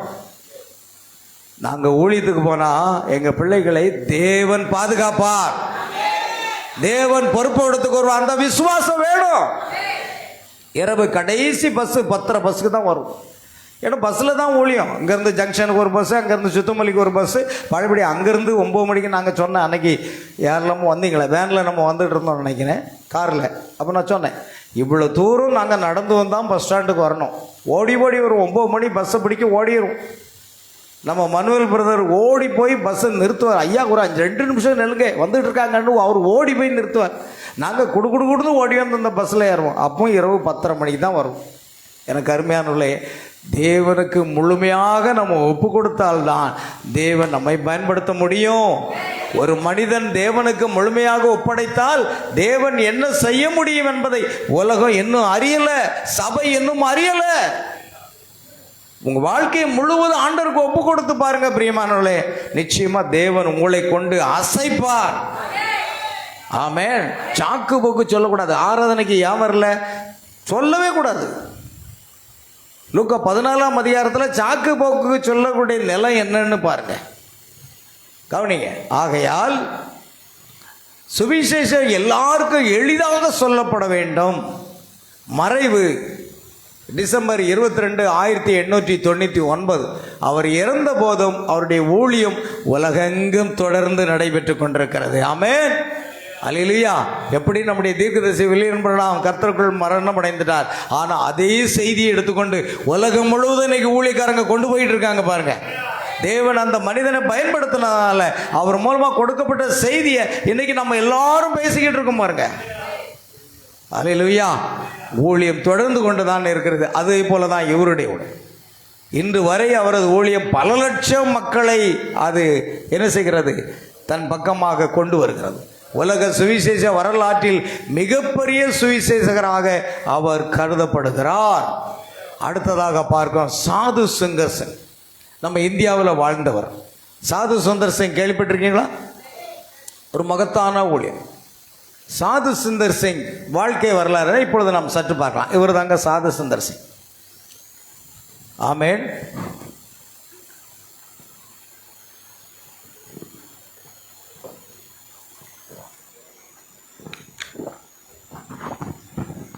சாது சுந்தர் சிங். இவருடைய மாநிலம் பஞ்சாப், இந்தியாவில் பஞ்சாப் மாநிலம். எடுத்து வைங்க.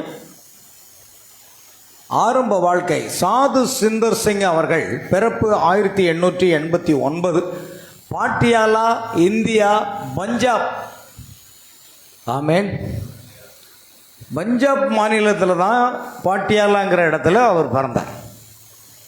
குடும்பம் செல்வந்த சிக் மத குடும்பம். அந்த சீக்கிய இனம்னு சொல்லுவாங்கள்ல, அதுவாக இருக்கலாம்னு நினைக்கிறேன். செல்வந்த சிக் மத குடும்பத்தை சேர்ந்தவர். அதனால தான் அந்த தலைப்பா போட்டிருக்க. சிறு வயதில் மிகவும் ஆன்மீக ஆர்வம் கொண்டவர்.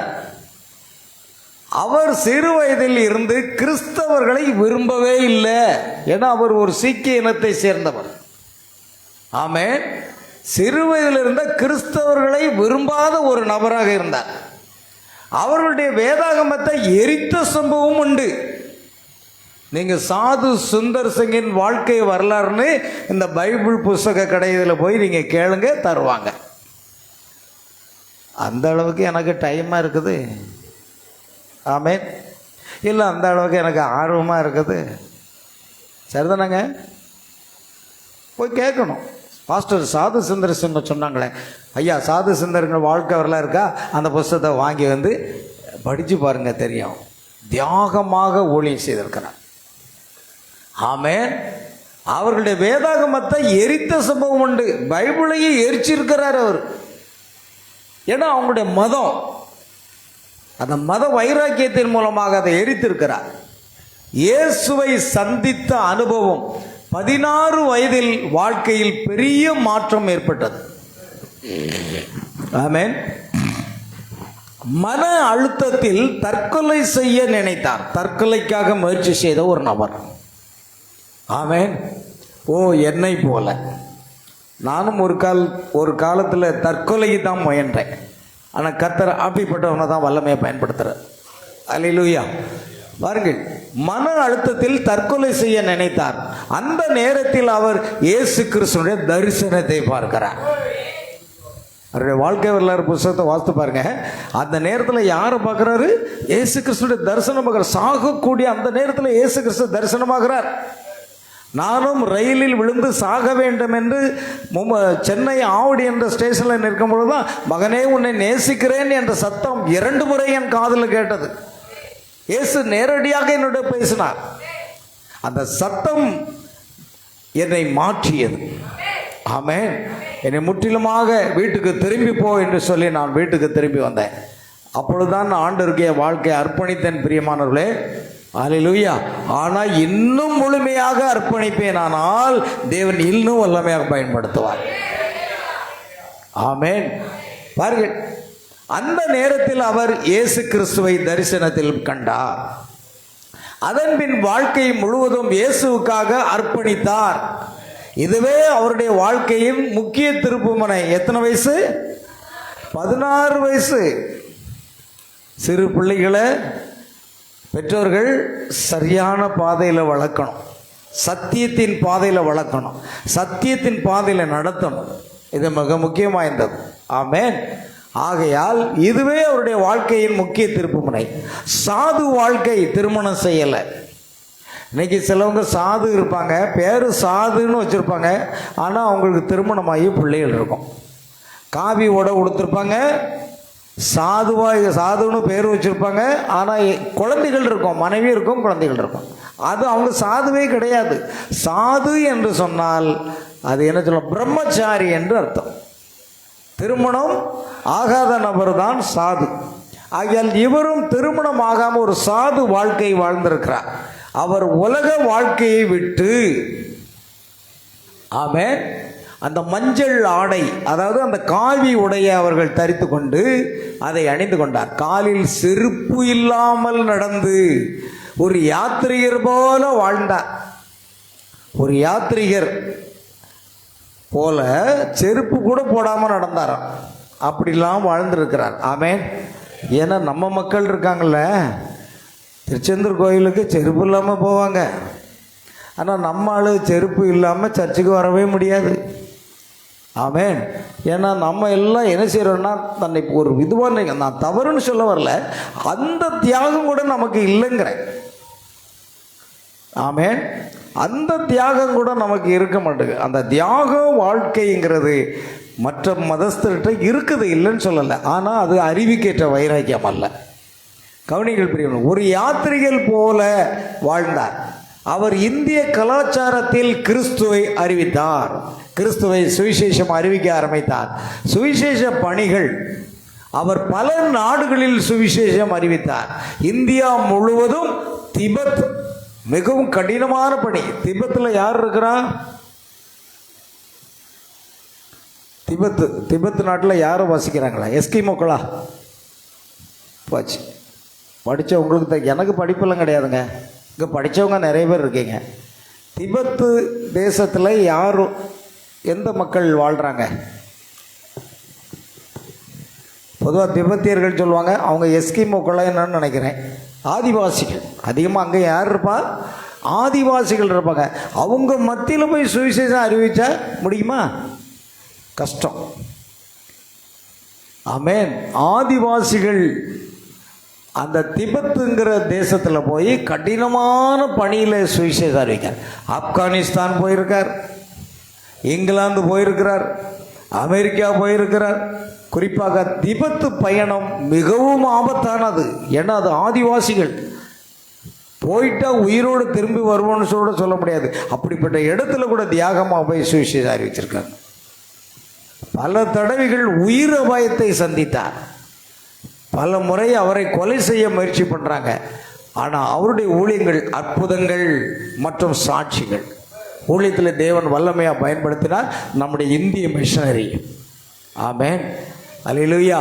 அவர் வாழ்க்கையில் பல அற்புதங்கள் கூறப்படுகின்றன.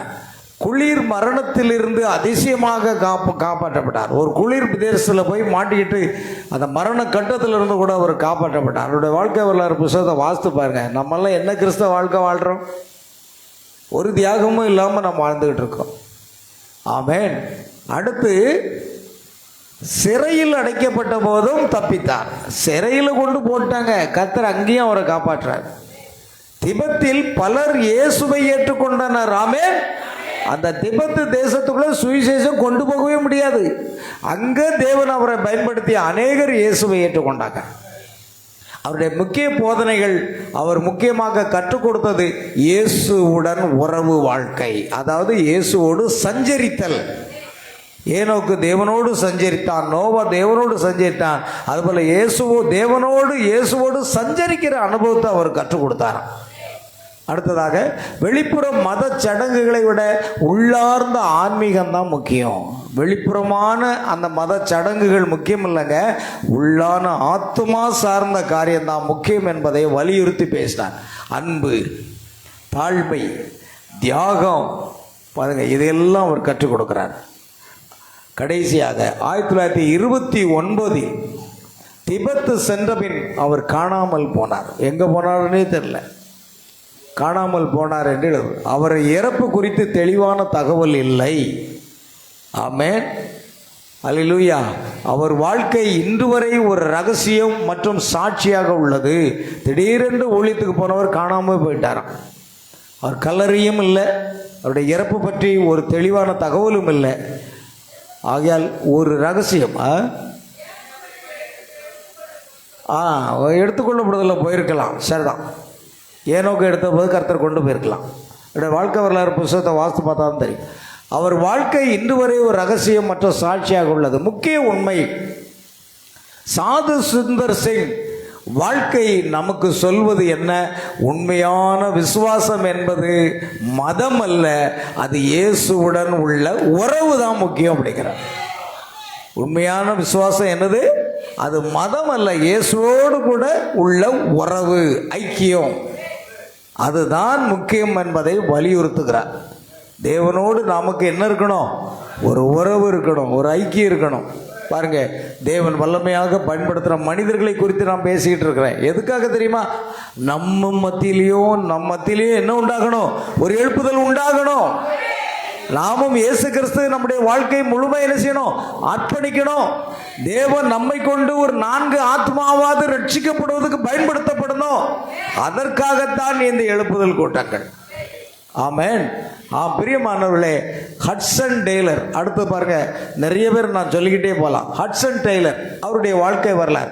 ஆரம்ப வாழ்க்கை ஹட்சன் டெய்லர் அவர்கள் 1832 மே 21 அன்று பர்ன்ஸ்லி இல் பிறந்தார். அவரது பெற்றோர் கிறிஸ்தவ விசுவாசத்தில் உறுதியானவர்கள். சிறு வயதிலேயே அவர் வேத வாசிப்பிலும் ஜெபத்திலையும் வளர்ந்தார். ஆமென். நீங்க எங்க போனாலும் ஜெபம் இல்லாத ஊழியக்காரங்க யாருமே இல்லை. எல்லாருடைய வாழ்க்கையில எது அதிகமா இருக்குது? ஜெபம் ஜெபம் ஜெபம். ஜெபம்தான் நமக்கு பிரதானமா இருக்கணும். நல்ல கவனிங்க. ஆகையால் 17 வயதில் அவர் ஆழமான மனம் திரும்புதலை அனுபவித்து தனது வாழ்நாளை தேவனுக்காக அர்ப்பணித்தார். ஆமென். அல்லேலூயா. தேவ அழைப்பு சீனாவிற்கான ஒரு சுமை, சீனாவின் மேல் ஒரு பாரம். இவர் சுவிசேஷம் எங்க கொண்டு பண்ண பார்க்கிறாரு? சீனா ஒரு கம்யூனிஸ்ட் நாடு. அங்க அநேகர் டிராகன் பயன்படுத்துவாங்க. அப்படிப்பட்ட நாட்டில் சுவிசேஷம் கொண்டு போனோம். உங்களுக்கு தெரியுமா, இன்னைக்கு தீர்க்கதரிசியின் செய்தி சீன மொழியில் மொழிபெயர்க்கப்பட்டு சீனாவில் விநியோகிக்கப்படுகிறது. ஆமென். கடைசி கால செய்தி சபை அங்கு இருக்கிறது. ஆகையால் சைனா நாட்டிற்கு சென்று சுவிசேஷம் அறிவிக்க வேண்டும் என்ற பாரத்தை அவர் பெற்றார்.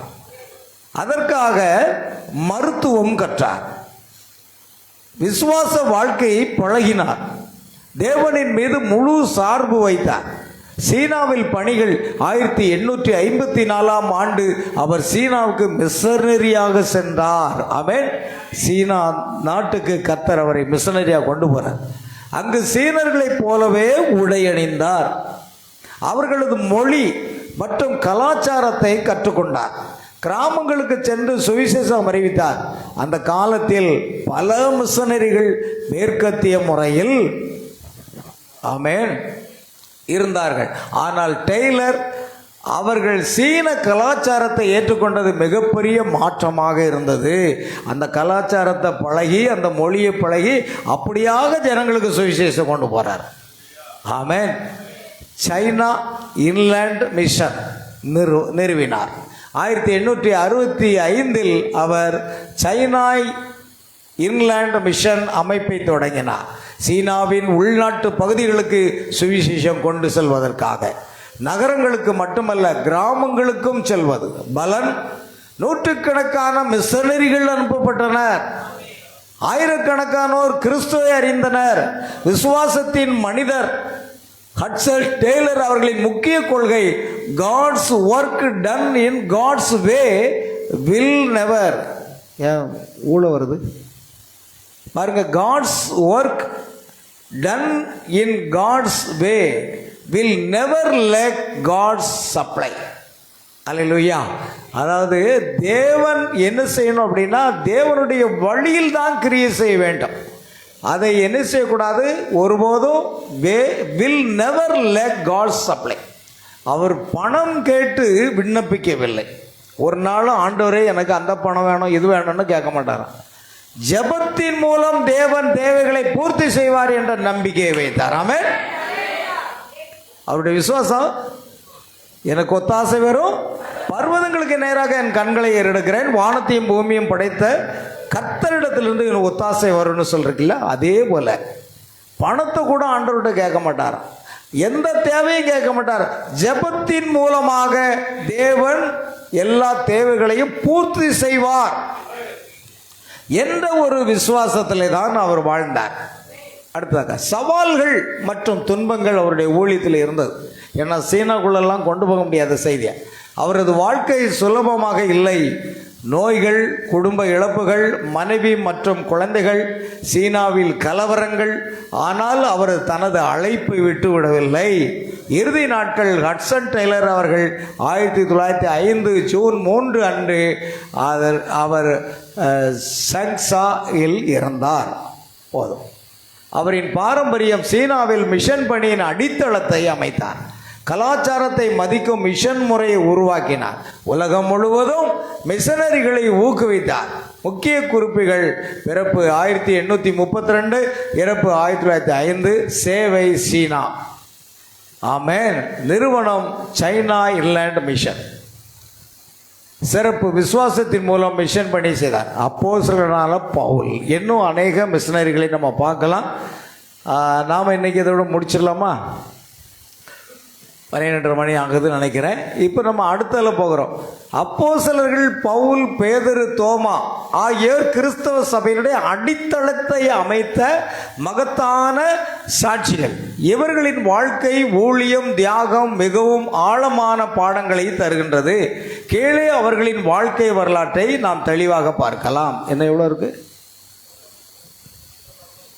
முடிச்சிடுவோம். இன்னொரு 10 நிமிஷத்தில் முடிச்சிடும். கவனிங்க, இதில் நம்ம அதை விட்டுறக்கூடாதுல்ல. அப்போஸ்தலர்கள் தானே அடித்தளம் அமைச்சாங்க பெந்தெகோஸ்தே அந்த எழுப்புதல். பாருங்கள் பிரியமானவர்களே, அப்போஸ்தலனாக பவுல் எடுத்துக்கிடுங்களேன். இதான் பவுல் அந்த ஜனங்களுக்கு பிரசங்கிக்கிறார். மார்ஸ் மேடையில் போய் பிரசங்கம் பண்ணுறாரு. எப்படியாவது சுவிசேஷம் கொண்டு போகிறதுக்கு தான் பவுலுடைய ஊழியம். பவுல் சுவிசேஷத்தை அப்படியாக பிரசங்கிக்கிறார். ஆரம்ப வாழ்க்கை எல்லாருக்கும் தெரியும். பவுல் யாராக இருந்தார்? சவுலாக இருந்தான். அவன் இயேசு கிறிஸ்துனுடைய நாமத்தை ஆராதிக்கிற ஜனங்களை என்ன செய்தான்? சிறைச்சாலையில் போட்டு துன்பப்படுத்தி கொண்டிருந்தான். அப்படிப்பட்ட ஒரு தேவனுக்கு விரோதமானவன், தேவனுடைய பிள்ளைகளுக்கு விரோதமானவனாக இருந்தான். ஆனால் கர்த்தர் தமஸ்குக்கு போகும்போது அவனை பிடித்தார், அவனை சந்தித்தார். சவுலை பவுலாக மாற்றினான். பிறந்த இடம் தர்சு பட்டணம். அவன் ஒரு யூதன். யூத பரிசேயராக வளர்ந்தார். ஆரம்பத்தில் கிறிஸ்தவர்களை துன்புறுத்தினார். மாற்றம்: தமஸ்கு செல்லும் வழியில் இயேசுவை சந்தித்தார். அப்போஸ்தலர் 9.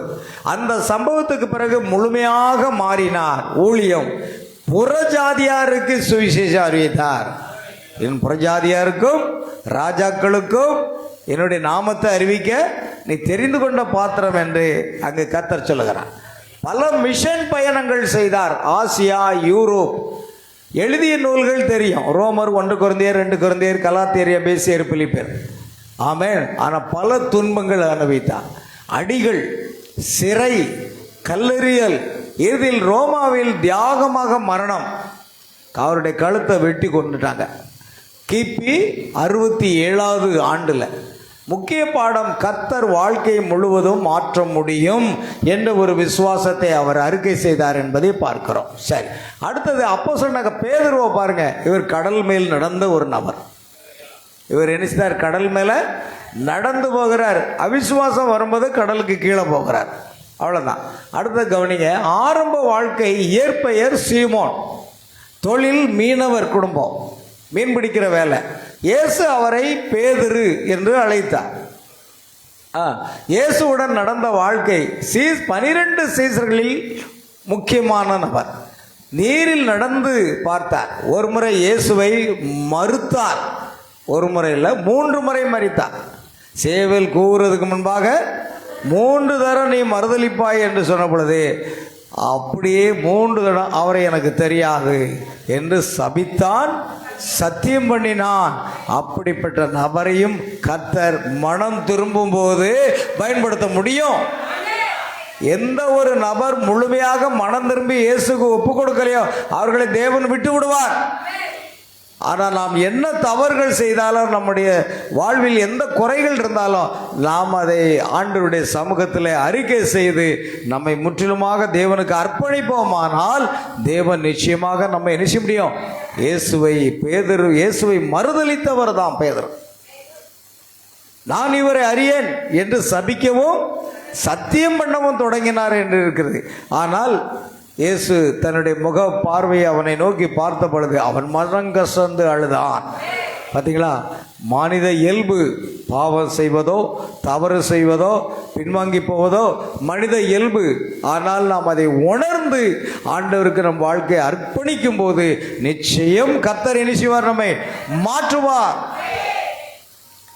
இருமாப்பு, வைராக்கியம், மனக்கசப்புகள் இருந்தால் கர்த்தர் அவனை ஒன்றுமே செய்ய முடியாது. எவ்வளவு தாழ்மையாக நம்மை அர்ப்பணிக்கிறோமோ அந்த அளவுக்கு கர்த்தர் நம்மை மாற்ற முடியும். அல்லேலூயா. பாருங்க, அதுதான் மிக முக்கியமானது. இயேசுவை 3 முறை மறுதலித்தவனையும் கர்த்தர் பெந்தெகோஸ்தே நாளில் முதல் பிரசங்கமே அவர்தான். 3000 பேர் மனம் திரும்பி ரட்சிக்கப்படுறதுக்கு காரணமே பேதுரு தான். அப்ப தேவன் எப்படி மாற்றுகிறார் பாருங்க. அல்லேலூயா. கர்த்தரால எல்லாம் செய்ய முடியும். ஆனால் நம்முடைய குறைகளை அறிந்து ஆண்டவருடைய சமூகத்தில் அறிக்கை செய்து நம்ம அர்ப்பணிப்போம். ஆனால் நிச்சயம் கர்த்தர் நம்மை வல்லமையாக பயன்படுத்த முடியும். ஆமென். பெந்தெகோஸ்தே அனுபவத்தை கொண்டு வந்தவர் அவர் தான். பரிசுத்த ஆவியால் நிரம்பினார். அப்போஸ்தலர் 2ஆம் அதிகாரத்தில் 3000 பேர் ஒரே நாளில் ரட்சிக்கப்பட்டார். ஊழியம் யூதர்களுக்குள் சுவிசேஷம் அறிவித்தார். ஆரம்ப சபையின் தலைவர்களில் ஒருவராக இருந்தார். மரணம் ரோமாவில் சிலுவையில் அறையப்பட்டார். தன்னை தாழ்த்தி தலைகளாக சிலுவையில் அவர் அறையப்பட்டு மரித்தார். ஏன் தெரியுமா? நான் ஜீவனுள்ள தேவனை என்ன சொல்லிட்டேன், மறுதலிச்சு சத்தியம் பண்ணிட்டேன். அதனால என்னுடைய நேராக வச்சு சிலுவையில் அறையண்டா, என்னை தலைகீழாக வைத்து என்ன செய்ய, சிலுவையில் அறையுங்கள் என்று ஒப்பு கொடுத்தார். பாருங்கள் பிரியமானவர்களே, அப்படிப்பட்ட தியாகம் உள்ளவர்களே தேவன் பேதுருவை வல்லமையாக பயன்படுத்த ஒரே பிரசங்கம் 3000 பேர் மனம் திரும்புதல். அல்லேலூயா. முக்கிய பாடம் என்ன? தவறியவர்களையும் தேவன் வல்லமையாக பயன்படுத்துகிறார். அவர் கற்றுக்கொண்ட காரியம் தவறியவர்களையும், என தான் தவறுனதை தேவன் தன்னை வல்லமையாக பயன்படுத்துகிறார் என்பதை புரிந்து கொண்டு இவருடைய போதகம் தவறியவர்களையும் தவறு செய்கிறவர்களையும் தேவன் மறுபடியும் உயிர்ப்பித்து வல்லமையாய் பயன்படுத்த முடியும் என்று அவர் பிரசங்கிக்கிறார். இது அவருடைய அனுபவம். அப்போஸ்தலனாகிய தோமா, இதோட முடிச்சிடலான்னு நினைக்கிறேன் நாம. ஆமென். அப்போஸ்தலனாகிய தோமாவை குறித்து பார்க்கிறோம். இவர் தான் பாருங்க, இயேசுவை பார்த்து விழாவில் விரல் போட்டு பார்க்குற ஒரு சந்தேக பேர் வழியாக இருந்தான் தோமா. ஆமென். அல்லேலூயா. ஆரம்ப வாழ்க்கை 12 சீசர்களில் ஒருவராக இருந்தான். சந்தேகித்த தோமா என்று அழைக்கப்பட்டார். சந்தேகம். இயேசு உயிர்த்தெழுந்ததை முதலில் நம்பவே இல்லை. காயங்களை தொட்டு பார்த்து விழாவில் விரல் விட்டு பார்த்த பிறகுதான் அவர் நம்பினார். ஆமென். அதை பார்த்த உடனே விசுவாச அறிவிப்பு என்ன சொல்ல, என் ஆண்டவரே என் தேவனே. யோவான் 20:28 என்ன சொல்றான்? என் ஆண்டவரே என் தேவனே. அவர் உயிர்த்தெழுந்ததை விசுவாசிக்காத ஒரு சந்தேக பேர் வழிய கர்த்தர் வல்லமையாக மாற்றி இந்தியாவில் சுவிசேஷத்தை கொண்டு வர வைத்தார். இதிலிருந்து என்ன தெரிகிறது? மனிதர்கள் தவறுகிறவர்கள் தான். ஆனால் அந்த தவறை ஆண்டவருடைய சமூகத்தில் அறிக்கை செய்யும் பொழுது கர்த்தர் நம்மை மாற்றுகிறவர். ஆமென். அவருடைய ஊழியம் இந்தியாவில் தொடர்பு. கேரளா, சென்னை வந்தார். சென்னையில் அவருடைய கல்லறை இருக்கிறது. தமிழ்நாட்டில் சுவிசேஷம் அறிவித்தார். தமிழ்நாட்டுக்கும் வந்திருக்கிறார் தோமா. அடுத்தது மரணம் என்ன? சென்னை மயிலாப்பூர் அருகில் ஈட்டியால் குத்தப்பட்டு தியாகமாக மரணமடைந்தார். முக்கிய பாடம், சந்தேகம் கூட உறுதியான விசுவாசமாக மாறும். ஆமென். சந்தேகம் கூட என்ன செய்யும்? உறுதியான விசுவாசமாக மாறும் என்ற போதனையை ஜனங்களுக்கு மத்தியில் கொண்டு போறார் பாருங்க. ஆகையால் ஆன்மீக பாடங்கள் என்ன? பவுல் மாற்றம், பேதுரு மீட்பு வல்லமை, தோமா சந்தேகம் விசுவாசம், இதையெல்லாம் அவருடைய அனுபவ ரீதியாக பிரசங்கிக்க ஆரம்பித்து ஜனங்கள் மத்தியில் கொண்டு சென்றார்கள். பிரியமானவர்களே, ஆகையால் தேவன் இவர்களை வல்லமையாக பயன்படுத்த. ஆகையால் பெந்தெகோஸ்தே எழுச்சி மிஷனரிகள் நிறைய பேர் இருக்கிறாங்க. அதில் இந்த மிஷனரிகள் பெந்தெகோஸ்தே எழுச்சியில் பார்த்தீங்கன்னா William J Seymour, T.L. Osborn, Smith விங்கல், அதாவது ஸ்மித் விக்லிஸ் ஒர்த், அடுத்தது உலக சுவிசேஷ கூட்டங்கள், அப்படி நிறைய இருக்கிறது. ஆப்பிரிக்காவில் கோடிக்கணக்கானவர்கள், பில்லி கிரகாம், உலகளாகிய சுவிசேஷ ஓரல் ராபர்ட்ஸ், விசுவாச சுகமளிப்பு வில்லியம் பிரணாம், இவங்களெல்லாம் தேவன் வல்லமையாக பயன்படுத்த காரணம் என்ன? முழு அர்ப்பணிப்பு. ஆகையால் இன்றைய செய்தியில் நாம் கண்டுபிடித்த காரியம் என்னன்னு தெரியுமா? தாழ்மையான ஜீவியம் மிக மிக முக்கியம். ஜெப ஜீவியம் இருக்க வேண்டும். எத்தனை மணி நேரம் தேவ சமூகத்திலே நீங்கள் ஜெபிக்கிறீர்கள், எத்தனை மணி நேரம் நீங்கள் காத்திருக்கிறீர்கள் தேவ சமூகத்தில், அது மிக முக்கியமானது. நல்ல கவனிங்க. அடுத்து தாழ்மையான ஒரு ஜீவியம் வேண்டும். அடுத்தது பார்த்தீங்கன்னா அர்ப்பணிப்பு வேண்டும். தன்னை முழுவதுமாக தேவனுக்கு செய்யணும். நம்ம அர்ப்பணித்து கர்த்தாவே இப்படி சித்தப்படி எங்களை நடத்தும் என்று சொல்லுங்க. நாம ஒரு காரியத்தை செயல்பட வைக்க வேண்டாம். நம்மை ஆண்டவருக்கு அர்ப்பணிப்போம். கர்த்தர் நம்மை வல்லமையாக பயன்படுத்துவார். ஆகையால் அதிகமாக ஜெபத்தில் தேவ பிள்ளைகள் இருக்க முடியும், காத்திருக்க முடியும், தாழ்மையான ஜீவியம் செய்ய முடியும். இந்த காரியத்தில் நாம் கற்றுக்கொண்டோம். ஆகையால் இப்படிப்பட்ட தேவ மனிதர்களை தேவன் உலகம் முழுவதும் வல்லமையாக பயன்படுத்துவதற்கு காரணம் இதுதான் காரணம். அதை நாம் பின்பற்றுவோம். கர்த்தர் உங்களை ஆசீர்வதிப்பாராக. நாம் யாவரும் எழுந்தென்று நாம் ஜெபித்து நிறைவு செய்வோம். பிரியமான தேவ பிள்ளைகளே, ஆமென், அல்லேலூயா.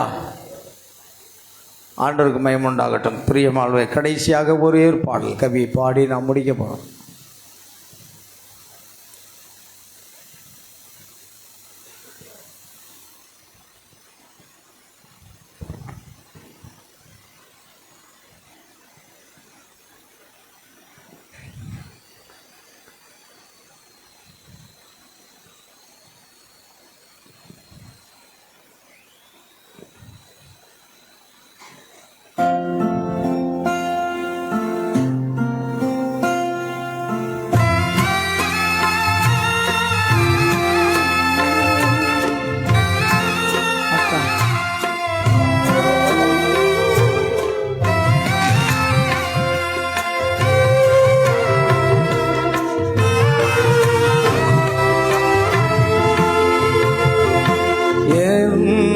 உள்ளம் தங்கோ இயேசு நாயகா,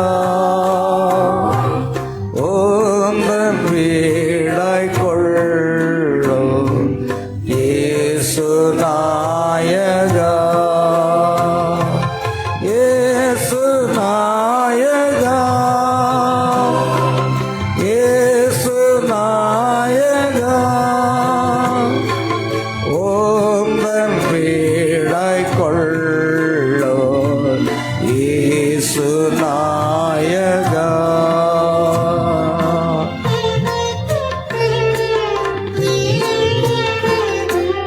நம்மை முற்றிலுமாக அர்ப்பணிப்போம். பிரியமானவர்களே,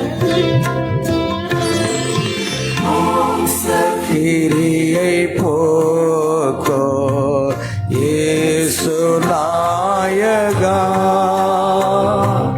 குழந்தை உள்ளமாகோ இயேசு நாயகா, இயேசு நாயகா, இயேசு நாயகா, குழந்தை உள்ளமாகும் இயேசு நாயகா. தாழ்மையான ஜீவியம், ஜெப ஜீவியத்தை நாம் அதிகப்படுத்துவோம். ஜெபத்தில் தரித்திருந்து அவருடைய கிருபைகளை பெற்றுக்கொள்ளும்.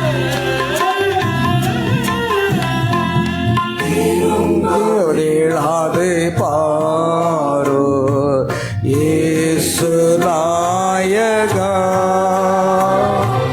கிருபை இழாது காரோ இயேசு நாயகா, இயேசு நாயகா, இயேசு நாயகா,